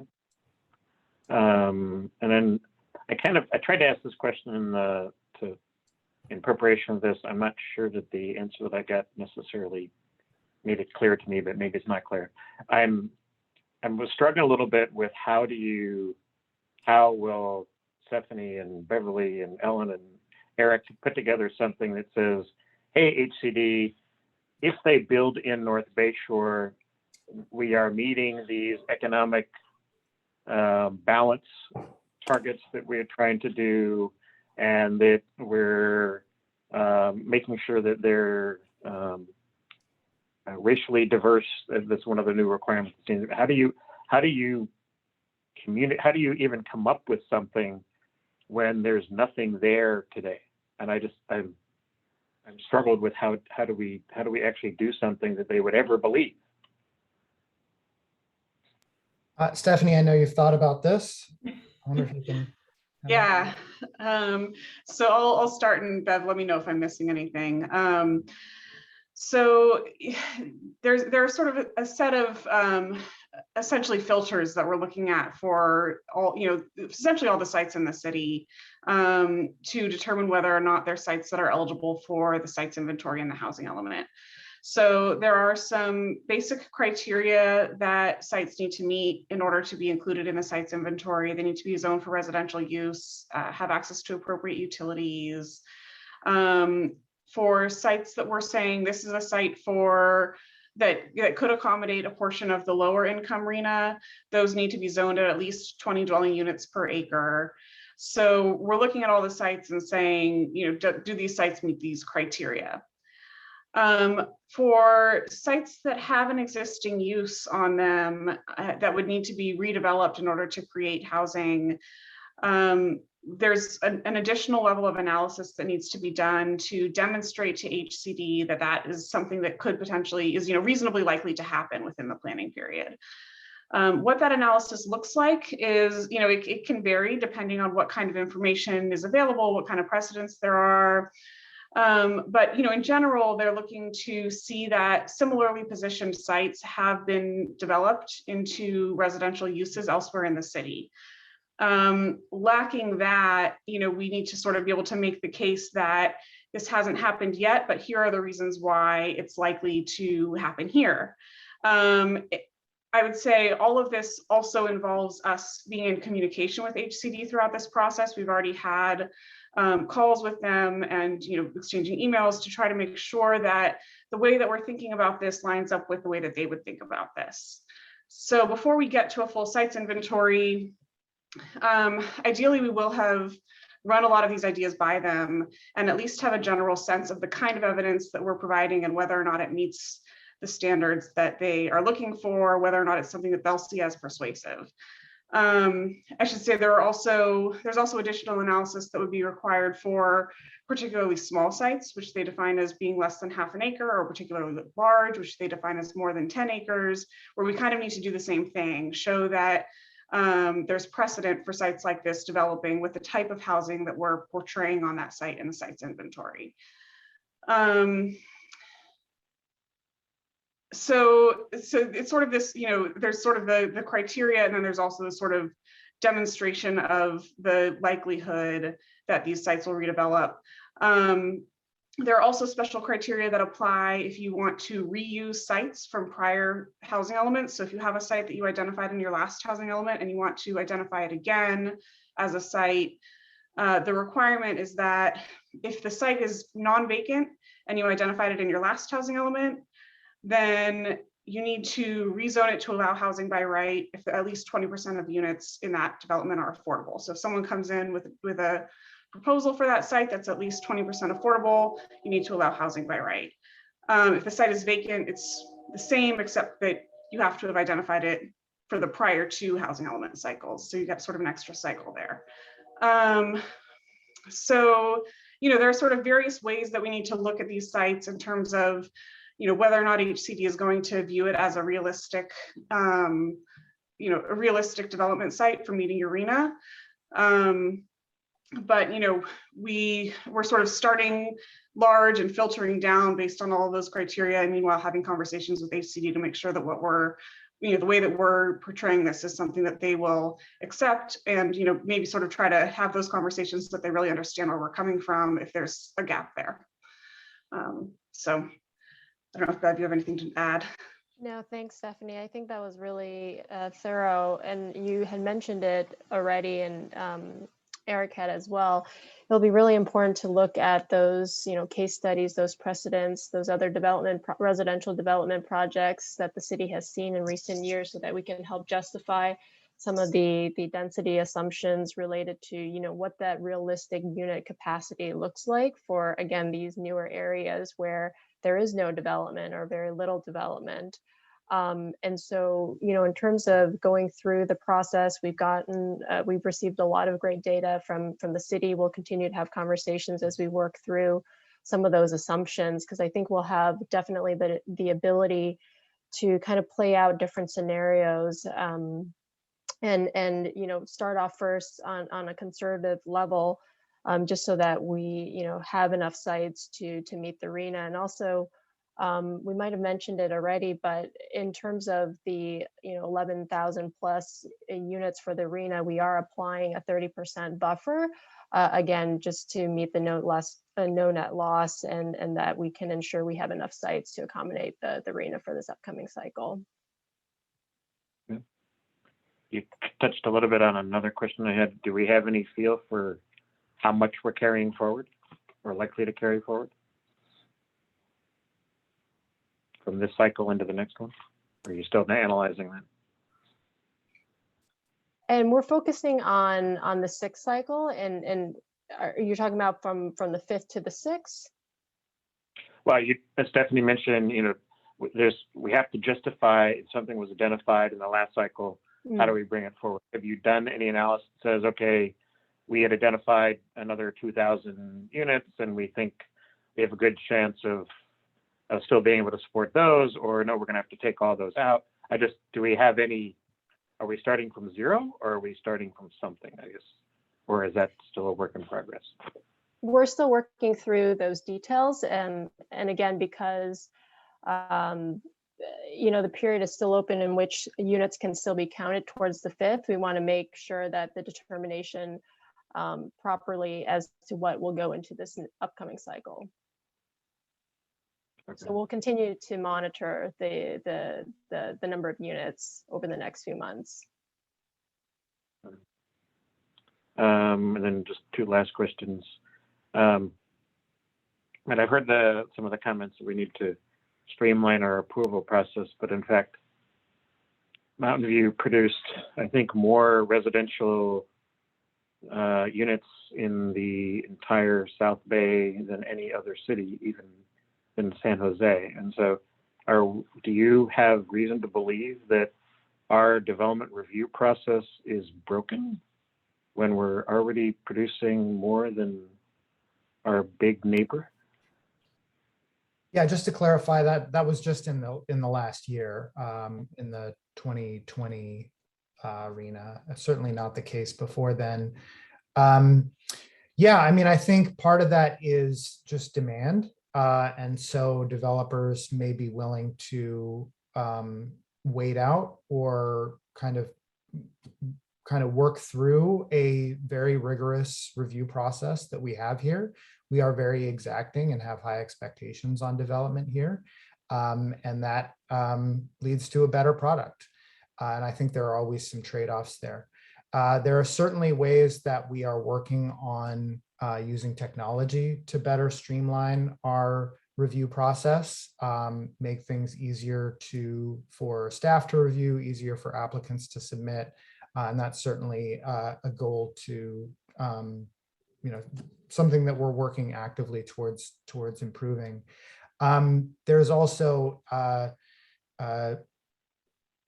potentially opportunities in kind of internal opportunities for making things streamlined. But again, we want to make sure that those don't come at the cost of improving the quality of development.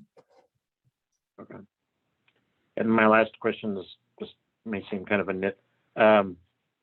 It was suggested by at least some of the input that we may not actually allow unbundled parking, and we have seen projects have unbundled parking. Is there any reason why any developer is prevented in our regulations from unbundling parking when they build a project? It's only explicitly identified in a few of the newer precise plans as a policy. In some cases, it's allowed for a certain number of spaces per unit. In other cases, it's flatly allowed. In other cases, so in older zoning districts where the zoning district doesn't, or citywide zoning districts, kind of the standard zoning districts rather than the precise plans, where the standards don't apply to unbundled parking, we would have some discretion in the review process to limit it or allow it based on the context of the neighborhood, concerns about spillover parking and the like. Okay, all right, thanks. Second round of questions, Commissioner Dempsey. Yeah, I just had a quick follow-up on the second to last question that Chair Cranston asked, and it's about streamlining. So one of the comments I saw a couple times actually in the community outreach comments, and I believe these were from developers, was that one of the reasons that there were costs and delays had to do with staff. Presumably there wasn't enough staff, there were delays because all the planners were working on something. So I just would like to know, is that concern, if we're hearing it from the developer community or it's showing up in the comments, do you consider that a well-founded point? Is there any reason to talk about whether or not additional staffing would help cut the time to get permits out, or is that kind of off base and really what takes time is that people send in incomplete applications? So you could just talk a little bit about the impact that staffing has on delays or time to get things done, and whether additional staffing would appreciably improve that. Yeah, let me frame that in kind of the structure of hierarchy that we have in how we use our staff time. The highest priority things are the zoning compliant projects where we're under state law to respond within 30 days to applications, to move the project forward, to manage the project. And for those, we are under those state obligations, and we are, following the state law and our own local ordinances. It's really, and so, the staff capacity to deal with those is really always going to be there because that's the highest priority. The second priority are those things that the council really wants us to work on. So the strategic roadmap actions like the R3 zoning and potentially doing a Moffett Precise plan, things that council's identified that they want us to work on. Every once in a while, council's going to say, okay, we have some room in the things that we want staff to work on. So, and there's some staff available, so we'll open up this gatekeeper process, right? And it's just a guess, but my guess is that some of the concern about there not being enough staff is the inability for staff, for the city to kind of open up this gatekeeper process because the city has other priorities. So that's not to say that, staff is working very hard and there's a lot of expectations in the community, but really it is, we work in these different priorities and we are working, diligently and according to the law on the Permit Streamlining Act zoning compliant projects.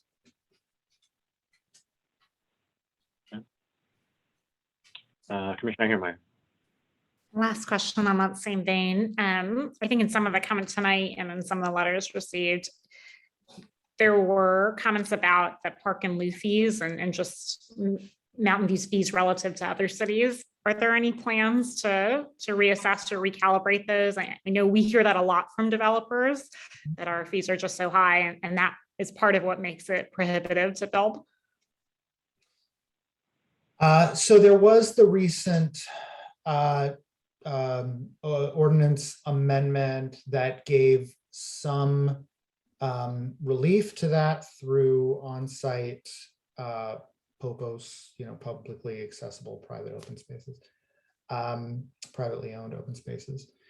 But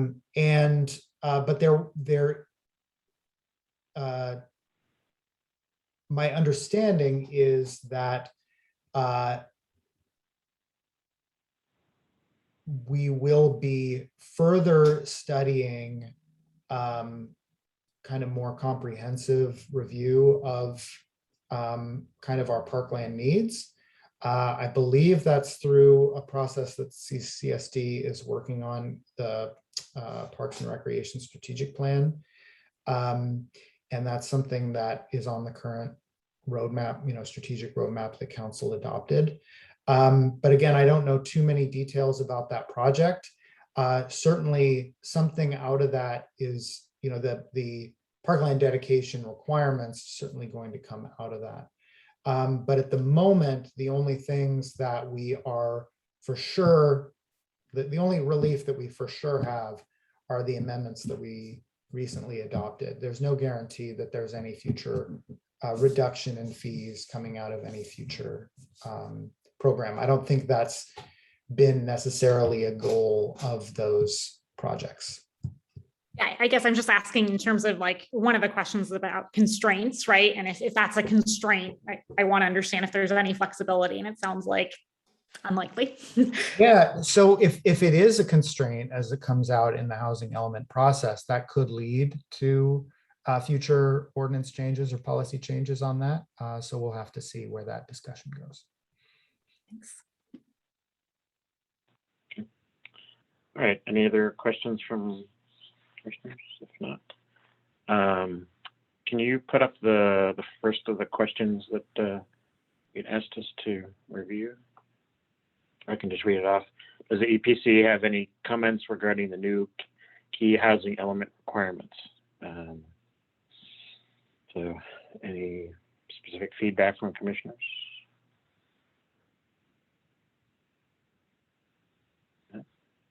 I'll pitch in one. I guess I'm this increased focus on the, making sure that whatever we do is balanced from an economic standpoint, racial standpoint, I think is very critical. My own perspective of the, I guess, of cycle 5 is that, yes, while we reached our count, that the program that were in place failed to deliver the mix.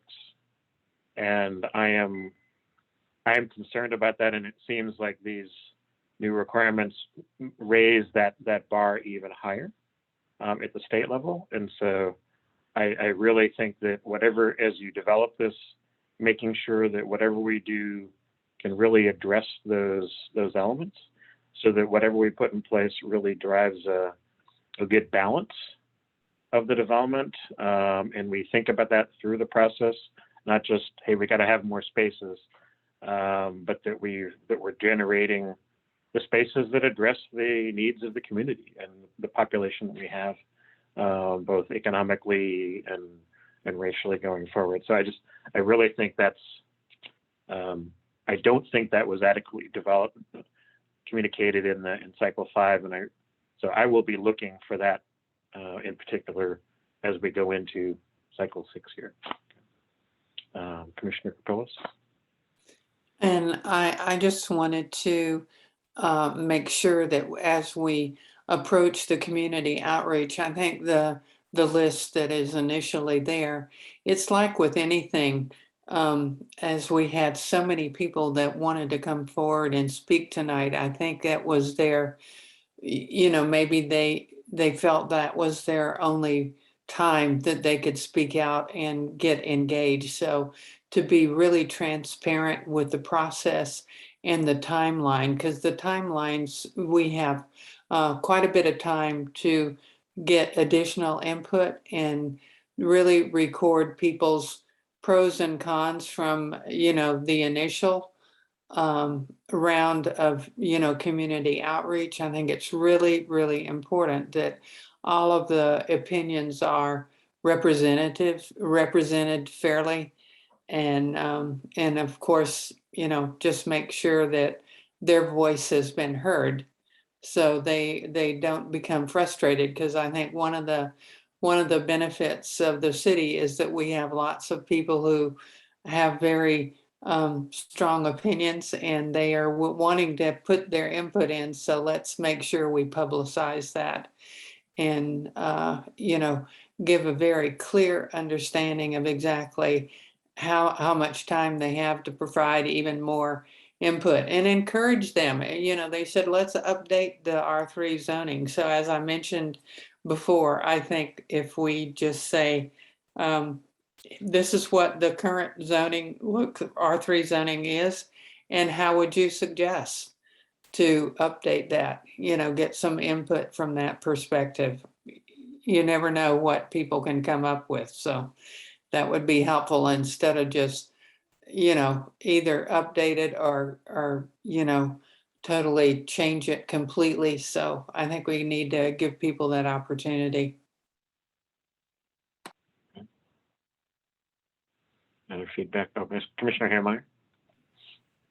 Thanks. I think the list is a good one. And I echo the comments about prioritizing community engagement and outreach. I think in this next cycle, what's really important to me is the need to affirmatively further fair housing. I think it's tempting to see these big numbers and say, hey, we have these great, big, precise plans that will eventually allow us to get there. But strong communities are diverse communities. They're integrated, access to services, access to high quality education, transit. I think in some ways we could look at the high RHNA number in Mountain View and say, hey, why is it so high for us? And I think in some ways it might be a compliment, right? To see that we have an abundance of jobs, we have transit, we have all of these amenities that make Mountain View a desirable community. And where can we open our arms and really look to say we want more neighbors throughout the city. So I think that's a priority. And I also say this, I think I'm the only renter on the Planning Commission. I think I'm the only one who lives in an R3 zone. I grew up in an R3 zone in Mountain View, next to single family residential, next to multifamily. And I think there's precedent in our community for doing this well and in a way that addresses concerns about compatibility. So I'm really excited about the process we're going to undertake to get more input and to really see how we can get to an R3 standard that wouldn't make us all proud, to continue to call Mountain View home and welcome new neighbors in a way that is inclusive and reflects these priorities and helps us really address the housing crunch. For those of you who saw the recent joint venture poll, 76% of their survey said housing is an extremely serious problem, and this is how we make progress on it. So I'm really excited about what's coming down.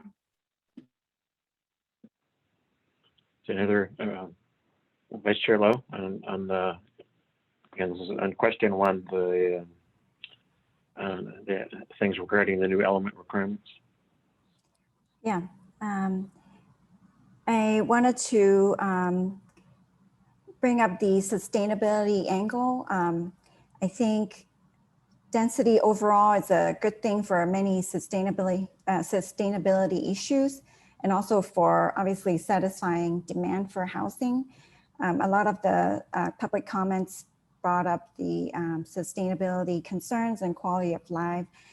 You know, with the limited land that we have and growing house demands, I think high density is, you know, a good approach, but I want to make sure that our development approach balances out providing high quality housing to all income level, as well as sustainability measures and quality of life. So I want to make sure we don't lose sight of that and do it in a balanced way. So any other comments on the first question? Sorry, Commissioner Yin? I think you're on mute. Apologies.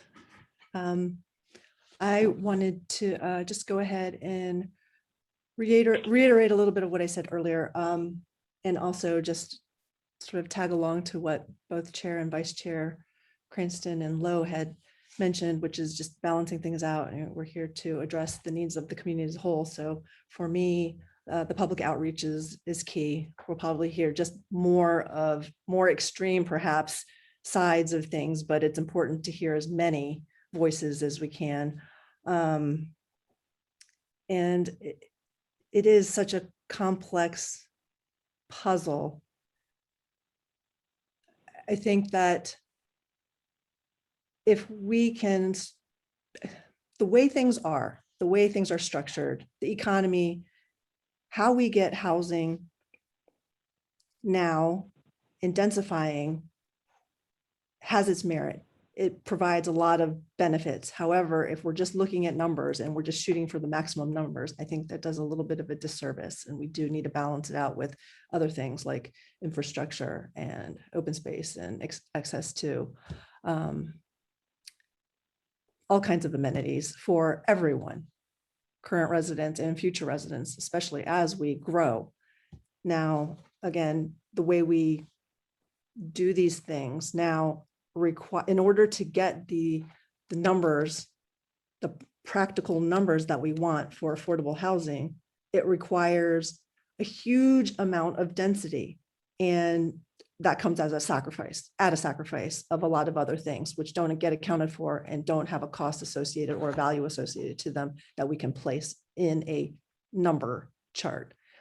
So that's where I'm just putting in another plug for balance. Things change, things will always change. Mountain View is not going to stay the same forever, and that's just a fact of life. How fast that changes is something we can debate, and in how many cycles that changes is also something we can debate. For me, I think looking in the North Bayshore, East Westman, El Camino, San Antonio areas as a priority, that's what I would do. R3, as I said before, I'm open to looking at that. I think there's possibilities, but I don't, I've mentioned this before, I am concerned about context and how things transition. That is key, because we have constituents that do live here and their concerns are our concerns as well. Because the situation is the way it is, are the economic processes, how things get developed, how we get our affordable housing. We're in a tight situation. It's just, you know, I feel like we're like chasing ourselves all the time. So the only thing I can think of to break out of it is to find new ways of funding. And that's why I brought up the land trust and the CITs. If we can look at that, that might be a way to kind of sneak past sort of what we always do. And if we can keep doing what we're doing, we're just getting more of the same. So yeah, if we could really look at that, I'd appreciate it. Thanks. Commissioner Dempsey. So, you know, for such a broad topic, I guess, you know, how I'm feeling about it is I'm just going to state the obvious, which is this is really hard. It's really hard for me. I don't think there's going to be an answer that's going to make everybody happy because we have a lot of competing and even mutually exclusive values here. So at least for me, this is really hard. I will say, for what it's worth, you know, I am worried about displacement. You know, if we start doing a lot of redevelopment of some of the existing R3, one of the other things I'm really worried about is this resource question, particularly where it touches on the schools. I think, and I'm a little worried that being so focused on housing, we haven't been quite as focused on the sort of the ancillary services that need to come with housing. And I would hate to see a situation where we put all these people and then unfortunately those parents have to drive halfway across town at 8 o'clock in the morning to get their kids to school. That's not going to be good for anybody. So I'm going to look forward to definitely learning more about sort of resource availability throughout Mountain View and how the state views that. I have a few more comments, but I'll save it, I guess, for question 2. Thank you, Mr. Chair. All right, no other comments on the first question? All right, Stephanie or Ms. Gannon, can we pull up the slide that Stephanie had that showed the policy topics that were listed? And because the next question is, does the EPC support the initial draft of housing element policy topics? Are there other policy topics that should be included? It probably would be helpful for us to be able to see those. Should I go ahead and share my screen?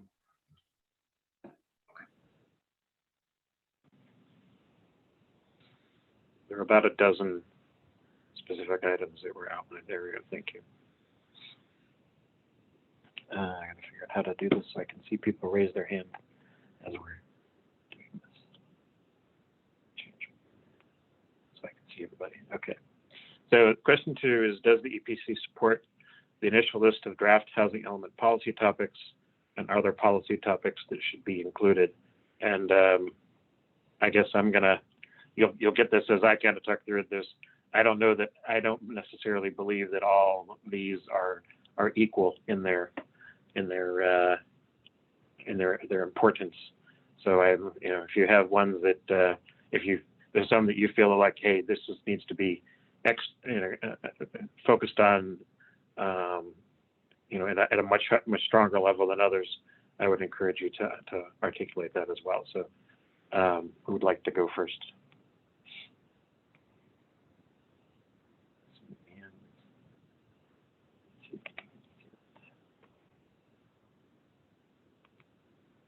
Okay. Commissioner Hairmeyer. Like you, Chair, I mean, I think this is a robust list, and if it's valuable to staff, I'd be happy to prioritize which ones are personally rise to the top. But I don't think I'd want to expand it too much further. Just knowing what a broad undertaking this is. Okay. Vice Chair Lowe. Thank you, Chair. Yeah, I think a lot of the items on this list are very important. In particularly, I think affordable housing production rises to the top for me. And I also would like to suggest adding, I know this is a long list, but I would love to be able to add one to, on access to nature and green spaces. If the new housing element can include policies or programs to help ensure development projects do a better job integrating nature with built environment and provide, high quality green spaces with equitable access to all residents so that, our health outcomes can all improve. I think this is especially important for lower income sites, which, if I remember correctly, are required to have at least 20 dwelling units per acre. So having green spaces for all the residents, particularly at those sites, will be very important.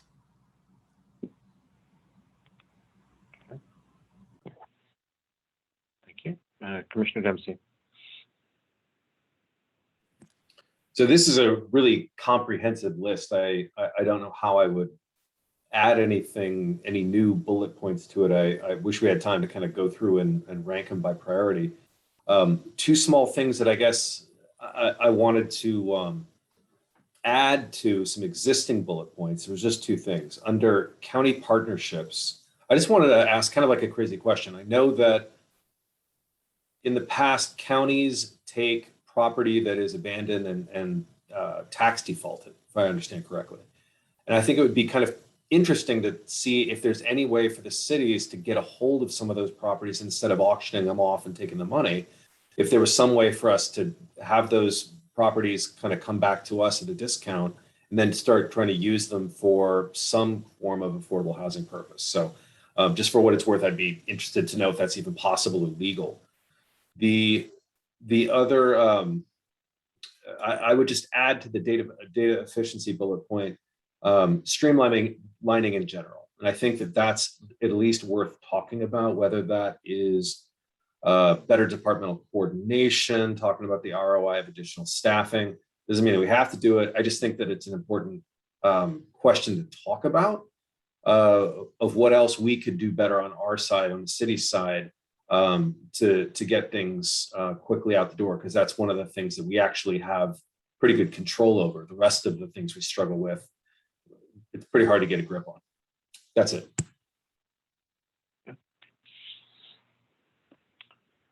Other commissioners?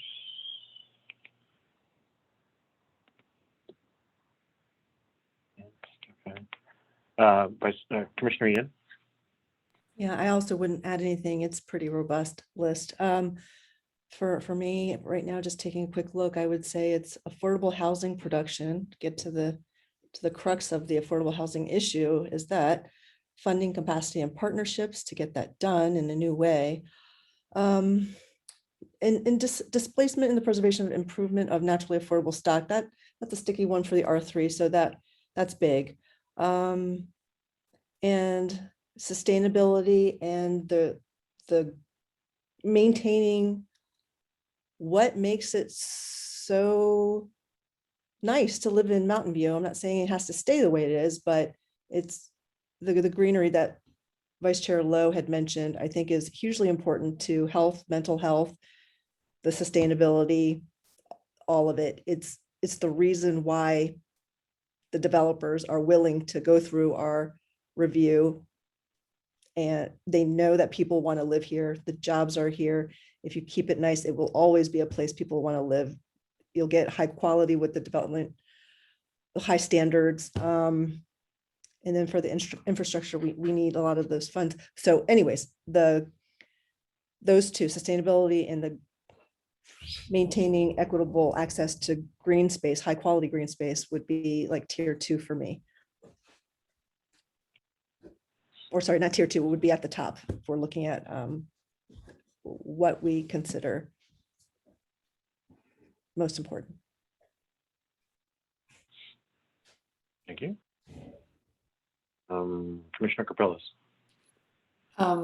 I think this is a very, good beginning of a list. And I think underneath funding capacity and partnerships, the partnerships that I mentioned before, I'd like to make sure that we pursue as many partnerships as make sense. And what I think I mentioned, schools and hospitals, that's, certainly a place to help us look at how they can contribute to adding the affordable housing production. So that, and certainly the sustainability and, the open space and the nature inclusion is also something I think is important as well. So I think it's a great beginning. I think we might discover more places we want to expand as we get into the process in a little bit more detail. But this is a very good initial draft. Thank you.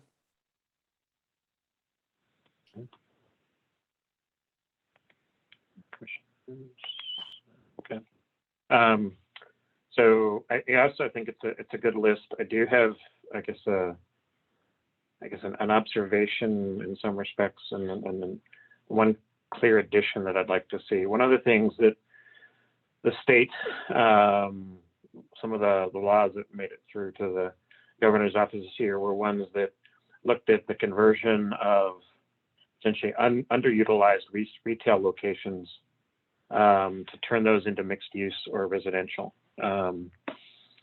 There are, I can think of a few small, kind of retail areas of the city that are, that are not well utilized today. There's a fair amount of vacancy, and maybe those could be revitalized if we looked at something that said, okay, you can turn I think what in the plan is called, the general plan is called a neighborhood center, into something that actually added some residential into what is largely a parking lot today.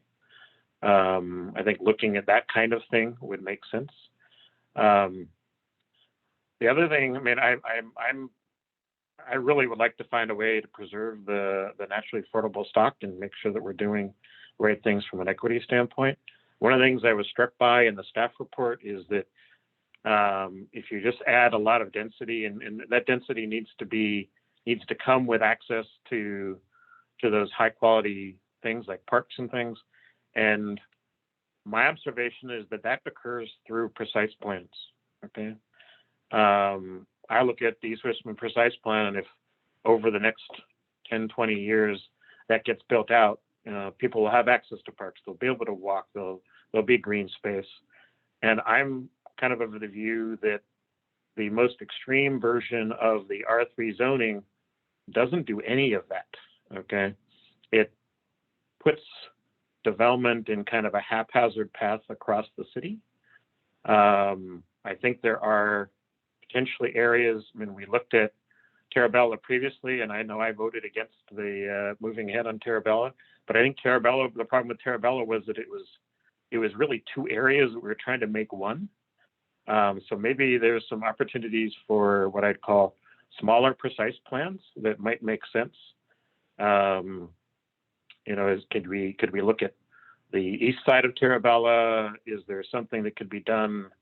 I think I look at the Valley Park Safeway area. There's a lot of open space there, and could we do something that continued to allow the retail, but actually brought in some residential in those areas without dropping in 5-story apartment buildings in the middle of a neighborhood? And so I think one of the other topics could be, are there other areas that might make sense to do the kind of thing that part of what the R3 zoning is intended to do is increase density, but do it in a way that actually plans a neighborhood rather than just doing a peanut butter across the city. So I'd like to see, at least consider, are there other places that could be that we could look at some additional precise plans in here. I guess I don't know whether it's necessarily a policy topic or not be included. I am very concerned that the housing element overestimates what the R3 zoning will accomplish and may count too much on R3 zoning delivering what is needed. And I would be very concerned about the process banking on R3 zoning solving the whole problem for the city. So as you look through this, it's not necessarily a policy topic, but it was apparent to me from the discussion, the feedback from the community, that there is not consensus around what R3 rezoning should be.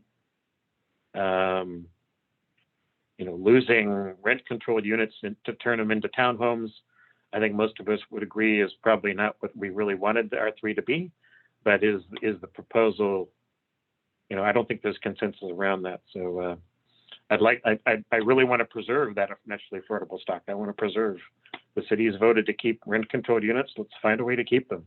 Can we look at ways to doing things that help preserve that, and maybe some tax incentives for developers to improve the property that don't necessarily have to go past into the I can never pronounce it, CSFRA or whatever it's the rent control thing. Is there things that we could do that encourage them to keep those things viable and vibrant and positive without having to turn around and pass huge fees on to the renters? So those are kind of my comments on this.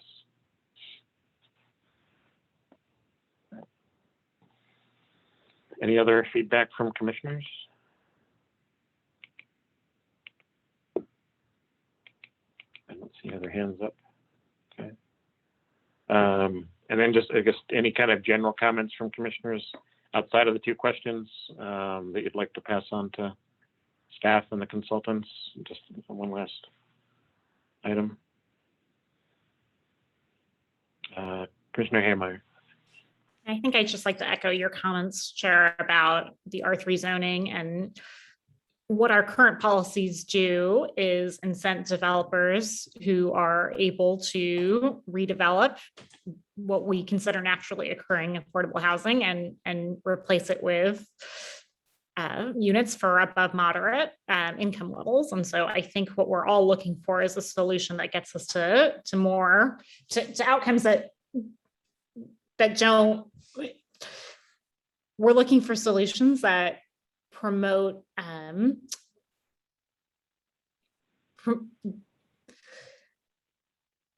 outcome where we can welcome more residents in, retain the ones we have, and do it in a way that is compatible with existing neighborhood character. And so I really hope the folks who are on tonight know that this is an ongoing process, and that our community and the vision for this community will be defined by input. So from the people who most vehemently disagree with updating these standards to those who want to see a lot of change, it just has to be a representative process if we're going to get to the outcome that we want, or at least imagine what that outcome could be.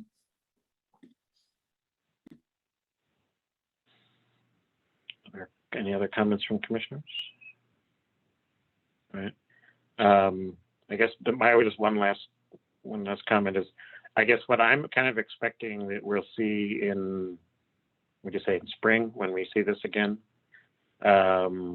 is not a here's the answer to everything, but options on different things that could be included in the program that we can look at and discuss and just debate the merit of. Is that your expectation, Eric and Ellen and Stephanie and Beverly?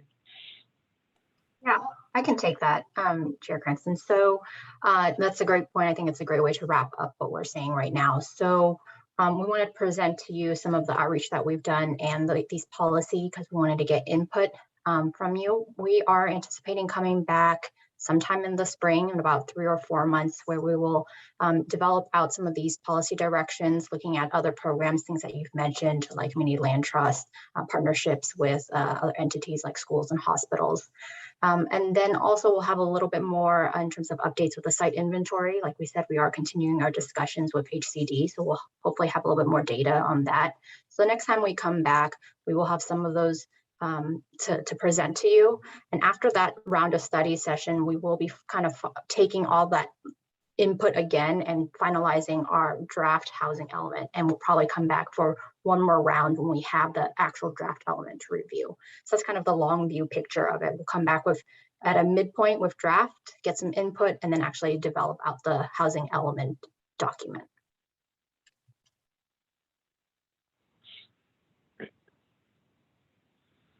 All right. There's no other comments from commissioners. Commissioner Capellas, sorry.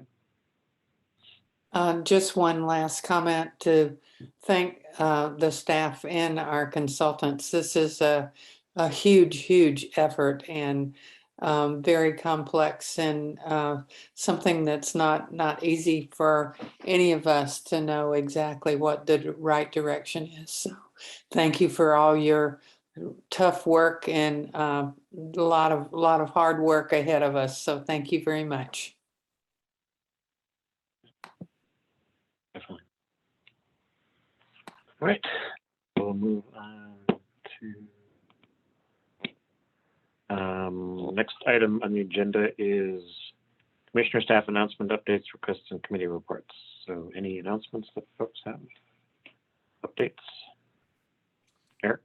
Yeah, I was just going to mention that the next regularly scheduled EPC meeting, which I believe would have been November 3rd, canceled for lack of items, although we are looking at having on November 17th, we're going to have potentially tentatively scheduled review of the North Bay Shore Master Plan.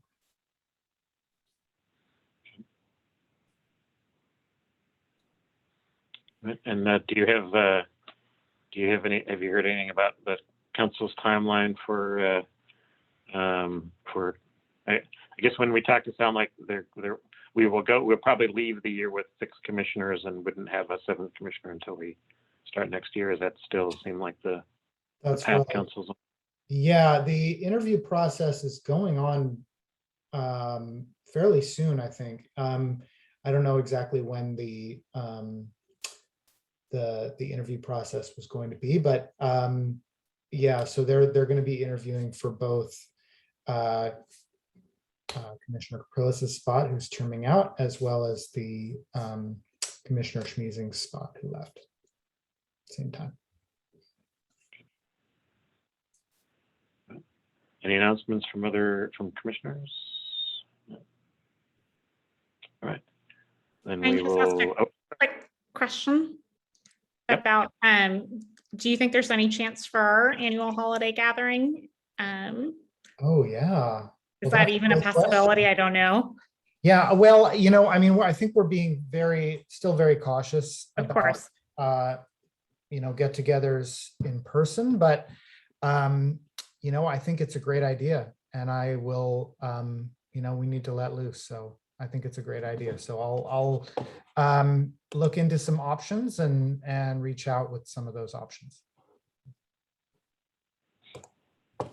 There a video of a movie crew that did a virtual dinner when they released their movie, and they ordered for each person the same set of food and delivered it out across to the team members, and then they were supposed to go through and eat them at the same order. Of course, some people skipped the dessert right away, but it was actually it was actually quite interesting to watch. People seem to enjoy sharing the same food all at the same time, even though they weren't necessarily the same.